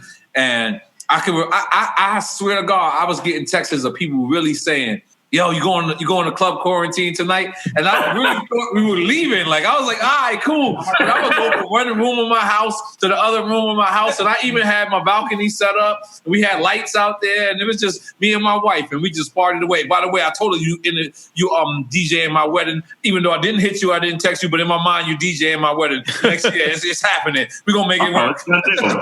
Anything for you, bro. I mean that. Like, here's that, bro. No, but it couldn't. Hold on. I cheered without sipping. That doesn't count. Yeah. I need to pour some more. No, we got it. What do you? Hold up. No, hold up. That's cognac. That cognac. You got that Hennessy XO, baby. Woo! Shout out to Nas and them over there, baby. Listen, we got to tell DNice how actually he's a part of the Dream Champs history. And N.O.R, you can refute this. Maybe. I don't know. This is my opinion of the history. I did. My name is. Hold up, man. You're ruining my story, bro. Sorry. So N.O.R moves down to Miami. He's working out of my studio, Crazy Productions, and he's like, "Yo, let's just do some like hip hop shit. He's coming off of the reggaeton stuff, and then both him and I." it's like we both had the same favorite record. My name is DNice. Oh, you did that during N.O.R.E. Yeah. We both had the same favorite record. Yeah, I was like, yo, let's sample this and let's create another record out of this. This is one of my favorite. He goes, that's one of my favorite records too. Let's do it. I'm gonna play that record tonight during my set when I get off. My name is N.O. So let me tell you, that studio. My name is N.O. Came after that. Is the prelude to like that's where Dream Champs was born out of those studio sessions. Same studio and that same out of those studio sessions. Yeah. Well, so you have a piece of Dream Champs. Yeah. I love it. Please don't claim it, but no, but how is that? Like, you know, Budweiser. I see Budweiser calling. I see you actually flew out here for a social distance party. Yes. The drive-by joint, yeah. Yeah, the drive-by joint. I've seen that. Thank you, man. How is that? Like, you know, just people just embracing and the best thing about it is you're being you. It's not like you're being somebody else and getting love for being somebody else. You're getting exactly who you are. So. That's been like the best. That's been one of the best feelings, man. Is that, like I said, man, I've been authentic to myself, bro, and like seeing all of these things happen. And for one, it wasn't really about the accolades because obviously, you know, I've worked with Hennessy for years. I've worked with Bud, you know, like I've worked with all these clients. But this was something different, you know, like this was like people really came through for me. So if I ever had a question about like my own legacy, that shit was answered 2 months ago. Immediately. You know what I mean? Like if I ever questioned it, like, yo, I don't know where I am, you know, no, the answers came 2 months ago where I was like, I felt the love. And the answer comes every single night. I go on the IG lives and I see it'll be like hot DJ with 500 people in there, another DJ with 600-700. I never see DJs with like more than like 2,000 people, but I'll go on and it'll be 15,000, 20,000, 25. Don't let it be like the versus night. Everybody immediately knows to go to my joint. But the first Friday, man, like yep. The reggae joint, the bougie joint, yeah. Oh, that was crazy. Beanie and Bounty Killer. That was epic, man. It was crazy in there. Soon as I logged on, it was like 10 seconds, 15,000 people in there. I was like, Jesus Christ, this is crazy. Yeah. But I love it because that means people trust me, man. You know what I mean? Like, you trust me. The first time you went you went like 6-7 hours, right? Yeah. And I remember just looking at the comments and people were like, yo, can we send you Uber Eats? Because they wanted to feed you. Yo, people were like, yo, can we wanted to feed you something? Like, you was just, you did not stop. And then you went off for a second. Like, you went off, you didn't say nothing. And then we didn't know what was happening. I'm not sure if this was the first hat change. And you came back with a hat change. And then he was like, oh, shit. And we was all hoping, he must have ate a grilled cheese or something. Like, you know what I'm saying? I ain't gonna lie. We were like, yo, come on, man. He gotta be. Like, something. I always eat. Okay. So I don't talk about it because it should be seeming kind of flossy. But I use a private chef. You know what I'm saying? Like, oh, excuse me. So, you know what I mean? So every time I'd do the shit right now. Like, I still eat while I'm DJing, but I'll dance and be like, oh, this is my shit, and just slide off. Slide off to the private chef? I'm coming back I'm coming back with food and shit. I'm like, oh, this is crazy. Yo, you know what I'm saying? Like, so I would just like nibble on the shit while I was DJing. Or like if I'm eating, like last night I was eating while I was DJing, but I kept my back turned, pretending to pour more wine as I was chewing my food, just, to keep the energy going. You know what I mean? Like, you don't want to, that's actually the funny shit though. I started that way because there was a chicken company, no disrespect to the chicken company, I'll leave the name out, but that week was trying to get me to show some chicken on the screen. I'm like, promote chicken? They wanted you to promote chicken? Yo, because people couldn't figure out how to market this shit. So it's like, oh, that's DNice. You can promote some chicken for it. Yo, in that bag. That's when you know you blew up, bro. You know you blew up when they want you to promote chicken. Then this was before that night, but the bag was looking nice. But I was like, yo, I'm black, yo. I can't be eating chicken on in front of Instagram in front of all these people. I'm like, nah, I'm good, man. I'm good. You know what I'm saying? But like, that's why I love where I am, man. I swear to you, yo, E, yo, you know, I never sacrificed my integrity, bro. That's the fucking best part about this shit, is that I did not stray away from being who I am, man. If that's the best example. Say again? That's the best example that you've given everybody. That's the best gift you've given all of us. Best gift, man, is that I did not sacrifice my integrity at all. I didn't accept any money. Those deals were coming that Monday. Trust me, millions in deals that Monday. They were all coming at me. And like my friends thought I was crazy. I was like, yo, I don't even want to talk about this, because why I did it was for people. It was self-serving the very first day. It was about me. I just wanted to play music. But then I was addicted to it because I was reading the comments and people were like, yo, this feels like a club. Like, just imagine. One of my friends is you know, you guys all know him, Will Packard, a movie producer, right? So Will, that Thursday, Will called me. He was like, yo, everybody keeps calling me about your club. Like, I think I'm gonna pop in your club tonight. And I just thought, like, damn, this shit is like a real thing. Like, people really want to be in there. And that shit is just like the fact that people gravitate towards people like us. You know, like, I've been waiting to do this. You know what I'm saying? Like, I've been waiting to just talk to you guys. And you're not doing it yet. Remember, this is not a replacement for the live Drink Champs. Yeah, no. But we couldn't wait no longer. We have to big you up. Our show is about bigging up people who, you know, DNice, when you got 10 years in this game, they want to say you washed up, and they want to say that. Me and EFN, we thought that was wrong for everybody in our culture. We thought that if for 10 years in this game, you are seasoned, and we should be bigging you up. And that goes for everybody. That's why we talked about the hip hop union. Like, we talked about all this. We did this 4 years ago. We realized there's nobody in our culture that's bigging up our culture. That's when me and my partner EFN got together that did it, and we've been successful at it. And you have been top on the list.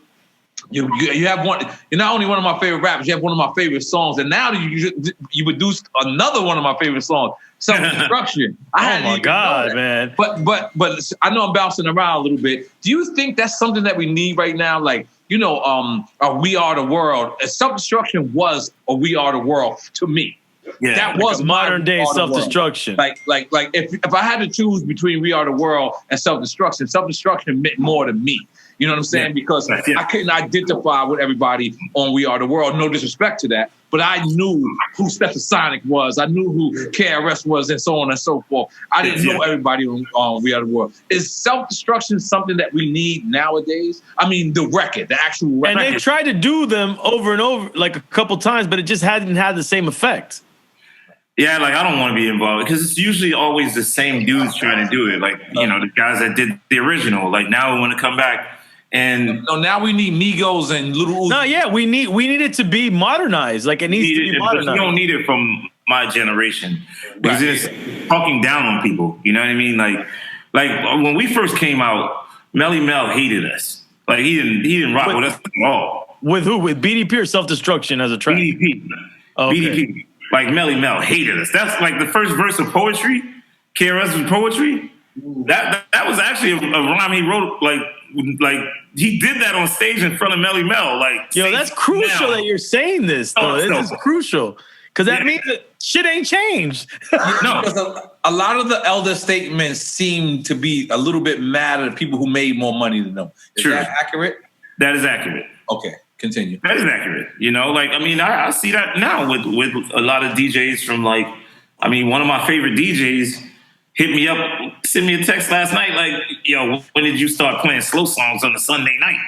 Or, you know, come on. Or, you know, like, people always do things like that. You know what I'm saying? Like, when did you start doing this? Or, like, when did you start? I'm like, yo, bro, it's just music. You know, like, This is what we do. This is what we all do. I'm never going to limit myself to anything, you know. But, like, yeah, you know, a lot of times, you know, our generation is like, we don't really show each other the same amount of love that we should. You know, like, that's why when I see Bun B in there, if I see N.O.R.E, when I see N.O.R.E's name pop in there, this shit means so much to me because of the Violator days. You know what I mean? And it's like, same here, brother. Yeah, it's like, I can't think about my life in music without thinking of Chris Lighty. That's true. This is real shit to me. No, because that man told me that, yo, you're better than what you used to do. No disrespect to what you used to do, but you can figure this out. So me doing multiple things actually happened because he challenged me. Wow. It wasn't because I saw myself doing these things. It was because that man challenged me. You know what I mean? Like, there was a day in the studio when I was building the Violator site that, yo, I followed you around. You had a whole crew in the studio. Wow, oh, yeah. Mad dudes, you know what I'm saying? I was like, I was in the studio and DNice showed up one time at Thugged Out Studios. Yeah. Oh, yo, shit, yeah, you were there. Yeah, I was there. And I was like, wait, this is DNice. Oh, yeah. Yep. And I was there to take pictures, though. That's what I'm saying. Yo, I was kind of fucked up by it, though, originally. I was like, holy shit, DNice is a photographer right now. Yeah, I have to adjust. You know why you thought that? But when I looked at DNice is always debonair. He's always like fly. You know what I'm saying? So you know he's a different guy. Like he's a smooth character. But I think what I think is dope about that point is that you were already ahead of the curve, D. Right. Like you understood that to survive. The thing is, we all look at the 1% of entertainers that make a living off of what they do, the one thing they do. Right. And they make millions of dollars. Right. Most entertainers and hip-hop artists or anybody that, whatever, any of us that are creators, that is not the reality for all of us. No. Right. We have to have different lanes. We have to be able to do different things to do the one thing we love. Yes. Right. And you know, I was young at that time when I was in the studio and I saw you, I was like, oh shit, DNice is a photographer. But I get it now. Like I got it a little bit after that because I started doing the same thing. Yo, listen, D, when I started doing reggaeton, EFN didn't even speak to me. Oh, no, I still don't speak to you.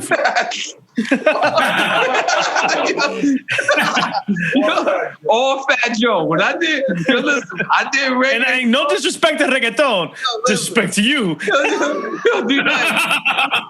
Fat Joe.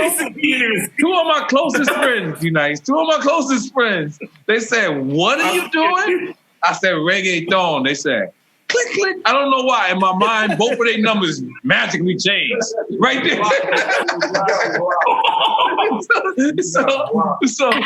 So trust me, like when you transition, sometimes people just don't understand. Nah, they don't understand. They didn't. But you gotta the only thing that will stop you is your ego. Mm. You know what I'm saying? Like, it's just your ego that would stop you from like doing that shit to be able to like pivot. So there was part of it that felt a little uncomfortable, but the part that made me feel comfortable was that, wait a minute, I work for myself. I'm only here to take pictures of N.O.R.E because I want to populate the Violator site with content. Right. Mm-hmm. That's the only reason why I went. I was building the Violator site. So I wanted to have I wanted to be able to, what we do on Instagram was what I was trying to do with Violator. Wow. To just be able to like put up new images and like tell stories like, oh, this person was doing this. Wow. So it didn't matter to me to like go and walk around with my camera. Shit, my cameras are expensive. Right. This fucking $22,000. You know what I'm saying? Come on, where's Drain Flicks? Drain Flicks, show yourself, Drain Flicks. Drain Flicks right here. We got my homie Drain Flicks. He's one of our producers. He was an MC, and now he's a photographer for Yes. I was there that night when you had the camera in the studio. I know you. What's up, man? You made me a drink, dog. That's my brother right there. Yo, much respect, brother. Man, he's the illest photographer too. Right. Like, which camera do you have with you? I got the Sony. Oh, nice. That's dope. But I just got a Fuji X100 V, the new one too. Thank you for speaking Chinese. Shit, I got this is the Leica monochrome, the new one, the monochrome. Yo, check it out. I got the iPhone. I got the iPhone. Nah, man, that's love though, man. I'm happy to be here with you guys though, bro. I've been waiting for this. And how about your relationship with KRS? I know we spoke on it a little bit lightly earlier. No, we're good. We're good. We don't really see each other that often though, Chris never really had a cell phone. Like, he doesn't do the cell phone thing. So I'm not gonna lie. I wanted to talk to you about that. Cell Gotta phone. stop. He still gets on a boat and shit like that. Last time I seen him, he told me he gets. Bro, on a you boat. saw what happened when he did Drink Champs. Everybody knows this or no? Nobody knows this story? He did Drink Champs. There was a controversy that happened when he did Drink Champs. You gotta explain. He went on a boat. He went on a boat. A long boat ride. So he didn't see the controversy. He couldn't react to it till like a week later because of the boat ride. 2 weeks later. 2 weeks later. It was like 3 weeks later. Yeah. Yeah, man. Yeah. Yeah. He's like, I think somebody got to tell him like planes are safer than they used to be. Than they used to be. Since Pan Am Flight 103. Fat Joe didn't used to take planes either, though. Yeah, Fat Joe. Yeah, Joe would not get on a plane. So Joe is he's left and right now. He's left and right on the planes. Like, yeah, I'm good, bro. Nah, but Karis, I'm look, like I said earlier, I hope he's proud of like what happened, man. Like I am a product of BDP. You know what I mean? Yeah, like, you're their prodigy for sure. So what happened? This happened for my crew. You know, like this is some dope shit. When you really look back at the history of it, I started with them. It started there. That's and insane, that same dude that started with them ended up playing in the White House. You know what I mean? Like this is just a dope story, man.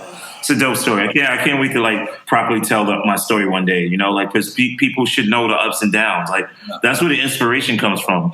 The inspiration comes from like never giving up and always believing in yourself. Not to sound all preachy shit, but that's really that's the story right there. That's the story right there. Is that already are you thinking that like the book and like the documentary? It sounds like it already. So I've already had book deal offers, but this was before COVID. I never took the deals because I didn't feel like my story was there yet. This is what I'm saying, like knowing yourself, bro. I just felt like, nah, okay, yeah, I'm the dude from the Bronx, and I made a lot of records and sold records, and I lost everything, and then I came back as a web developer and photographer and a DJ, and then I DJed in the White House and all of this shit. I still didn't feel like the story was there because those weren't my things. The only thing that was mine were my records.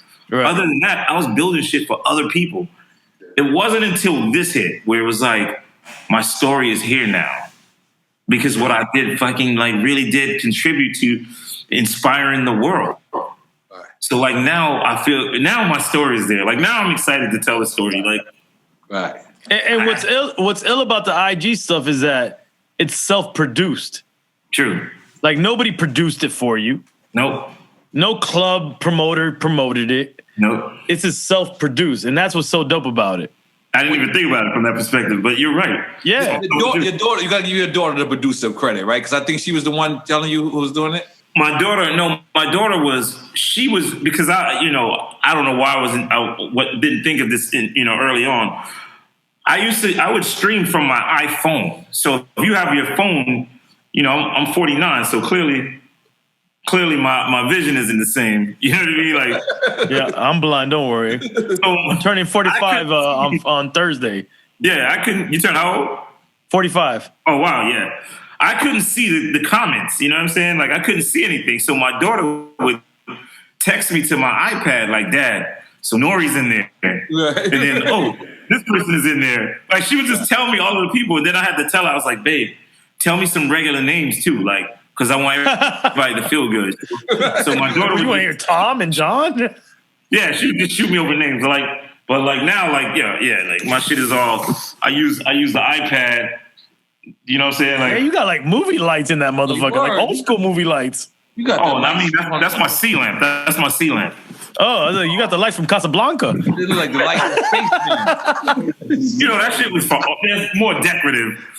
That's decorative, baby. When you get a little bit of money, you buy dumb shit. It's not even functional. Oh man, this is fun, man. I appreciate you guys, bro. Nah, man. We appreciate you, bro. I can't even talk. I appreciate you, bro. Nah, man. Really, really, really bottom from my heart, man. Like it couldn't have happened to any better person.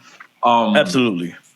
You are absolutely, hands down, one of the most genuine, humble. You taught me so much because I watched you transition from a career to a career and to a different thing. Maintain exactly who you are. Maintain the integrity, and I admire that and I look up to that. You know what I mean? That's why when I seen you and Sha and what was it? Noble. That's by the way, that's one of my favorite restaurants in the whole planet. Noble. And I seen y'all there, and I was like, man, I want you on Drink Champs. We was like, no, and we was kicking it, but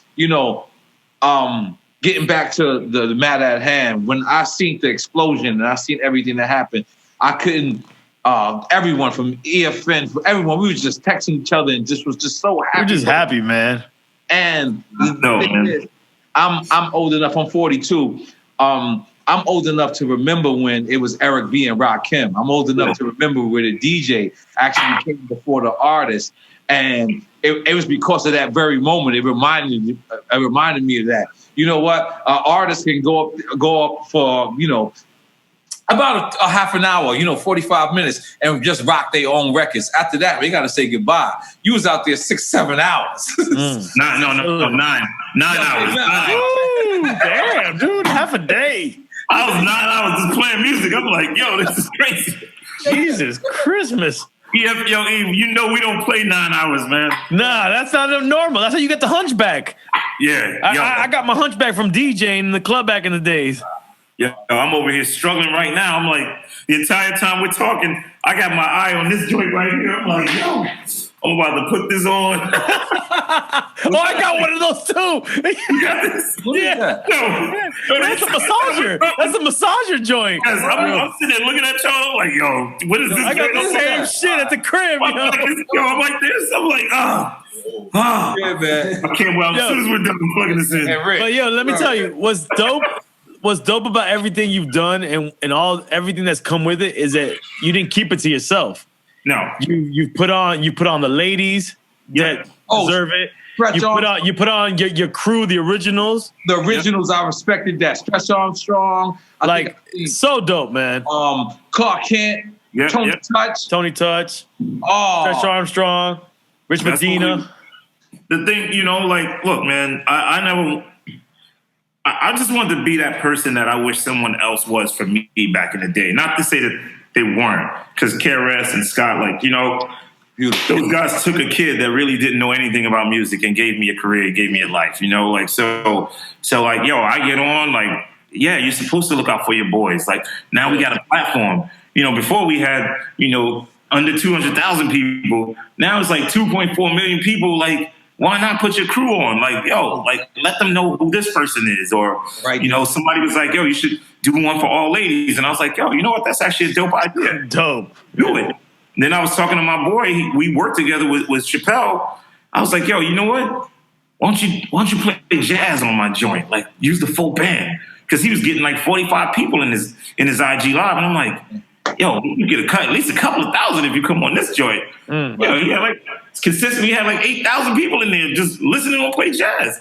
And I'm like, you know what? That's all I'm doing is programming the station now, and that's how I kind of treat it. I like to play my music, but well, there's a future in that right there. I know, right?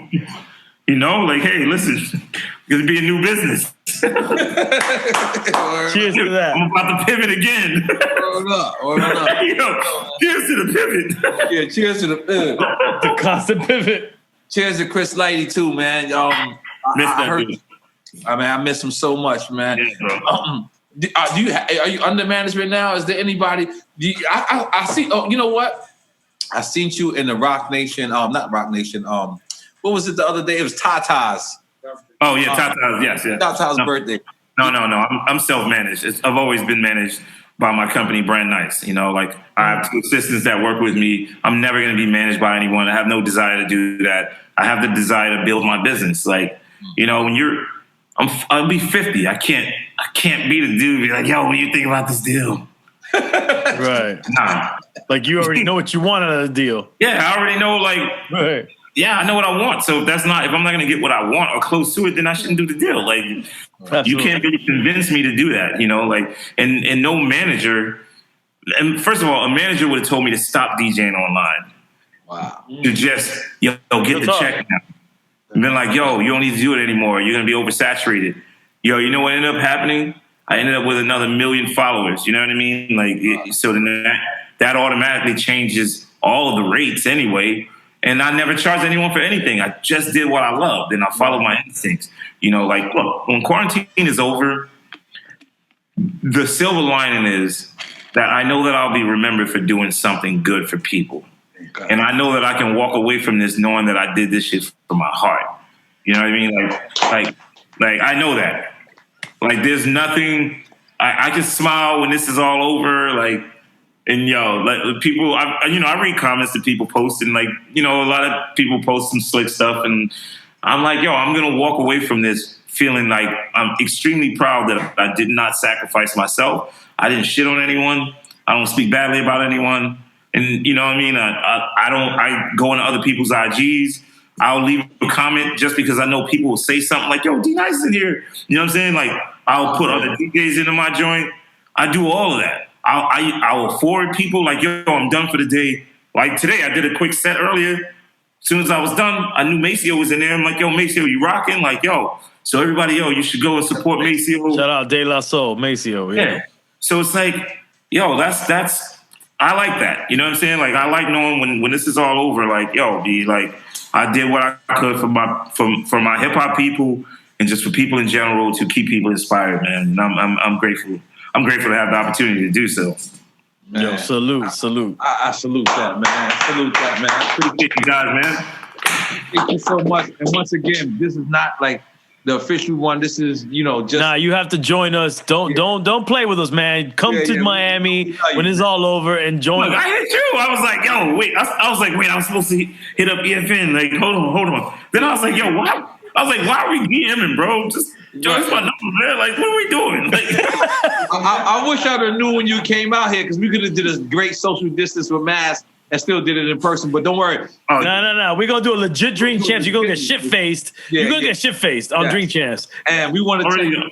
I'm already starting with that shit, though. I'm still over here with this energy. All right, here. So hold on. Here. So give me one more minute. I got to take another pee-pee. Hold on.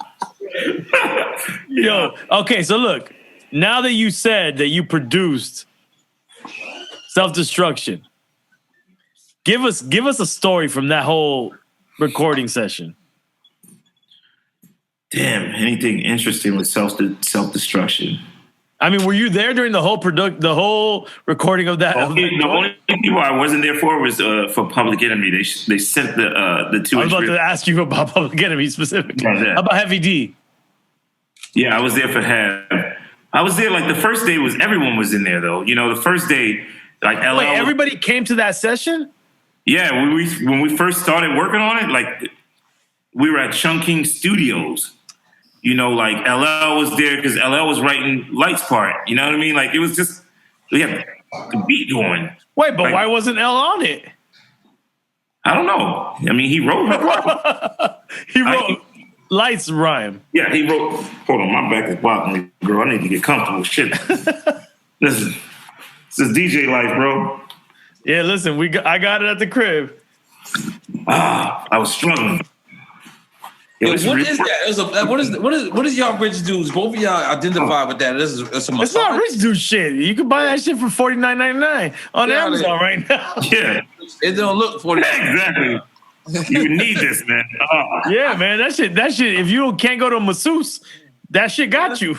I got some other shit that goes the roller. That's the rich dude shit you got right there. The one that goes $49.99. Yeah, that's $49.99. Yo, so N.O.R.E, listen. He said that Self-Destruction, almost all of it was one session. That's crazy. Damn. Not all, no, like 60% of it started in like one session. That's fucking bananas. Just to think about all those. I mean, I know that right now it's difficult to think about all artists in a studio together. Right. But to think about those iconic, legendary artists all in that studio doing that record is crazy, man. Yeah, but we weren't iconic then, though. I don't care. Listen, don't ruin my vision of this right now. Yeah, we weren't iconic then. This really feels like I got somebody. It looks like you got a boa constrictor around your neck right now. I feel like I'm like a Diddy's mansion. I got somebody handling this while I'm trying to pour or a drink. that was my other question. What's your most awkwardest party? Like a party that was just awkward. You just went to DJ and the shit was just probably just. Shit, I forgot. Yeah, I don't even have one. Honestly, like. Okay. Yeah, I don't even know of any awkward parties, man.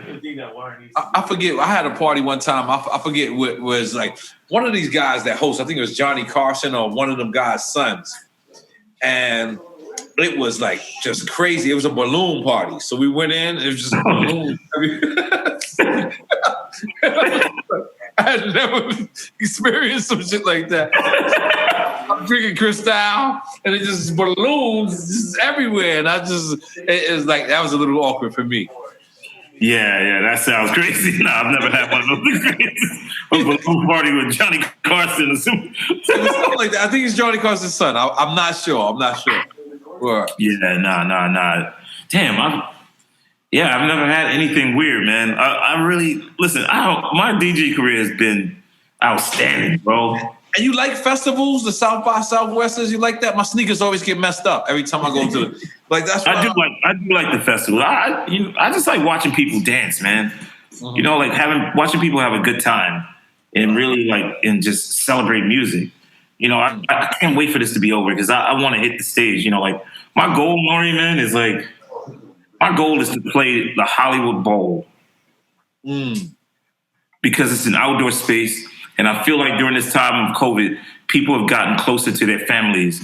Like people listen to my music with their families. People put it on the systems, play the same music with their kids. Right. And they'll send me images and videos dancing with their kids. So it's like I need to be that type of person that will be playing amphitheaters. You know what I'm saying? Like instead of like worried about like nightclubs, I'm playing amphitheaters and people are coming out with their families, you know, and like. So as soon as I said that, like, you know, Now Rogers from Chic hit me like, yo, you really want to do Hollywood Bowl? I was like, yeah, I want Hollywood Bowl. I want you. I want Chic. I was like, yo, I just want that Hollywood Bowl. I forget. Didn't Mervs or somebody throw a festival at Hollywood Bowl? Oh, I don't know. Oh, I think so. I'm not sure. I forget. But yeah, it's like outdoors. People come with their wine. Like, that's the kind of vibe. I see you drinking your wine like, yo, I'm about to cry. Yeah. Tonight I'm on Ace of Spades. Where the Ace of Spades at? Oh, you had the Ace with you? Yeah. Oh, okay. All right. Tonight I'm on Ace of Spades. You know what I'm saying? Yeah. Hopefully Ho watching this. You know what I'm saying? We keeping it. You know what I mean? Yeah. And just in case, you know, we know Diddy watching too. You know what I'm saying? Yeah. I'll keep it. Colombians are watching too. I'm keeping it in-house. Oh, look. Yeah. Oh, okay, look. We got Duce too, goddamn. Shit, I was trying not to mix, man. I started drinking dark. Yeah, I've been drinking water. That's why I've been drinking water all goddamn day. But when we said we got you on here, I said, man, we got DeLeon too, just in case, Diddy. Look, Jesus Christ. Look, Diddy, I got DeLeon over here too. I got DeLeon. Okay. DeLeon. Hold on. So life as the new DNice. Is there because there's people who only know me from being podcasting, right? There's people that only like I remember I had a show in San Francisco and I'm walking to the stage and the kid looks at me like, what are you doing? Why are you going to the stage? And I'm like, I'm going to perform. He's like, you're doing a podcast right now? And I'm like, no, I'm going to perform. And the kid had no idea I was N.O.R.E, the actual artist. And then I performed. And he's like, those are your songs? Like, those are your songs? I'm like, yeah. And they're like, he's like, oh shit. There's people who just know. Is there people who just know you from like a certain part of your life? Yeah. So the funny thing is, one of the clients, agencies, she called me one day and she was like, yo, Heineken wants to work with you. Oh no, Heineken keeps calling about the rapper DNice. But I keep telling them, we only know the DJ DNice. And I just fell out laughing. I was like, the same person. Like, yeah, you should charge two different rates. You should be like, yo, I could book you the rapper and the DJ. But, oh, wow. Get paid twice. I fell out laughing. It's their fault, not yours. I was like, babe, I am the rapper DNice. I just DJ now. I used to rap back in the day. She looked at me. She was like, I can't even see it. You're a rapper. Right. Oh man, nah. There's a lot of people. Just like there are a lot of people that rediscovered me. Look, to get 1 million followers in a day is insane. I don't have a record out. I don't have a record out at all. Right.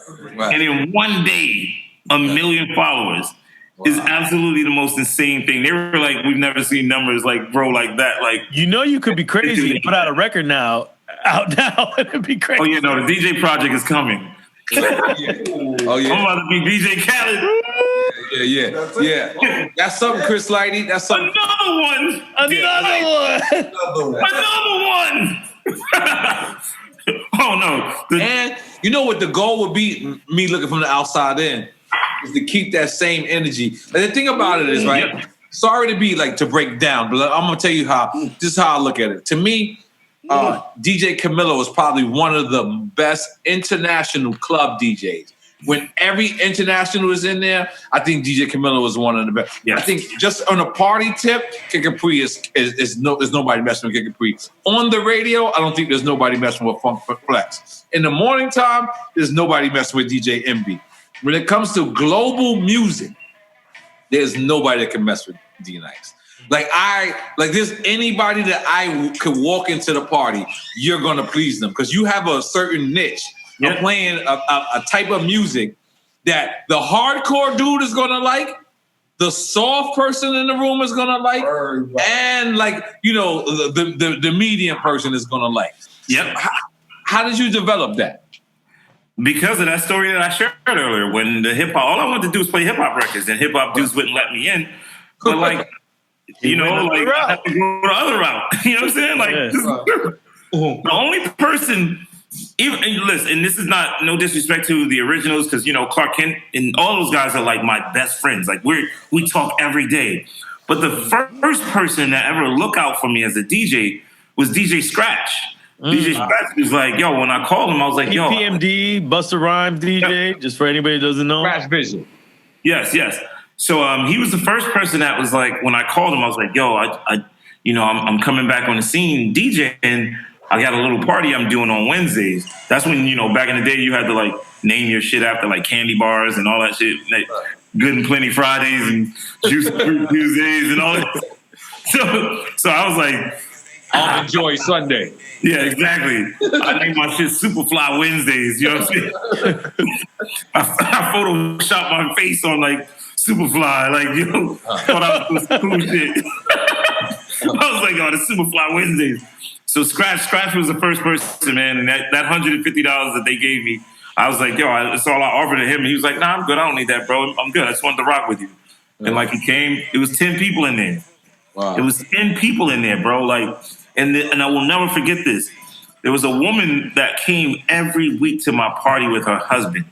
It was 10 to 20 people every single week.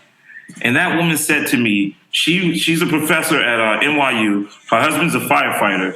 And she said to me one day, she was like, you know why we come? Because no matter how many people are here, you still look like you're having fun. Wow. You look like you're having fun and your energy is infectious. And I never, ever forgot that. So even when I'm tired, there are nights when I'm dead tired, I don't even want to DJ. I didn't even want to play last night. Wow. I got on at midnight out here because one of my friends, she's super dope. She's been guiding me through this whole process of social media and handling, and she was just she brought up Chico DeBarge, and I was like, damn, I've never even played a Chico DeBarge record. I think I want to do it right now. You know what I'm saying? Oh, you do? Yeah. On 1998, my N.O.R.E album. Oh, shit. I gotta revisit that. I signed online just to play Chico DeBarge. It was 8,000 people in there. I'm like, damn, people. I'm getting on in a minute. As soon as we're done with this, I'm doing the after party. Well, just Drink Champs after party with DNice. We in.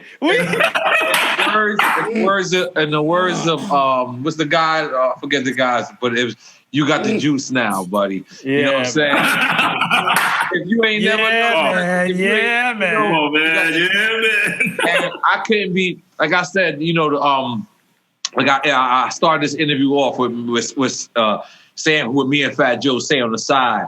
And we was like, you know, when we just built, like, you know what I mean? And it was like, yo, if there's any DJ that can be able to get like $1 million each show, like just one show, $1 million, we pray and hope that it's you. You know what I'm saying? I hope it's you. God damn. He getting it. He getting it. I hope it's getting it. Man. Nah, it's you. No hope. It's you. It's you. And like I said, man, we could go on for hours and days and days. I just want to thank you, man, for taking your time. Thank you, brother. Appreciate you, man.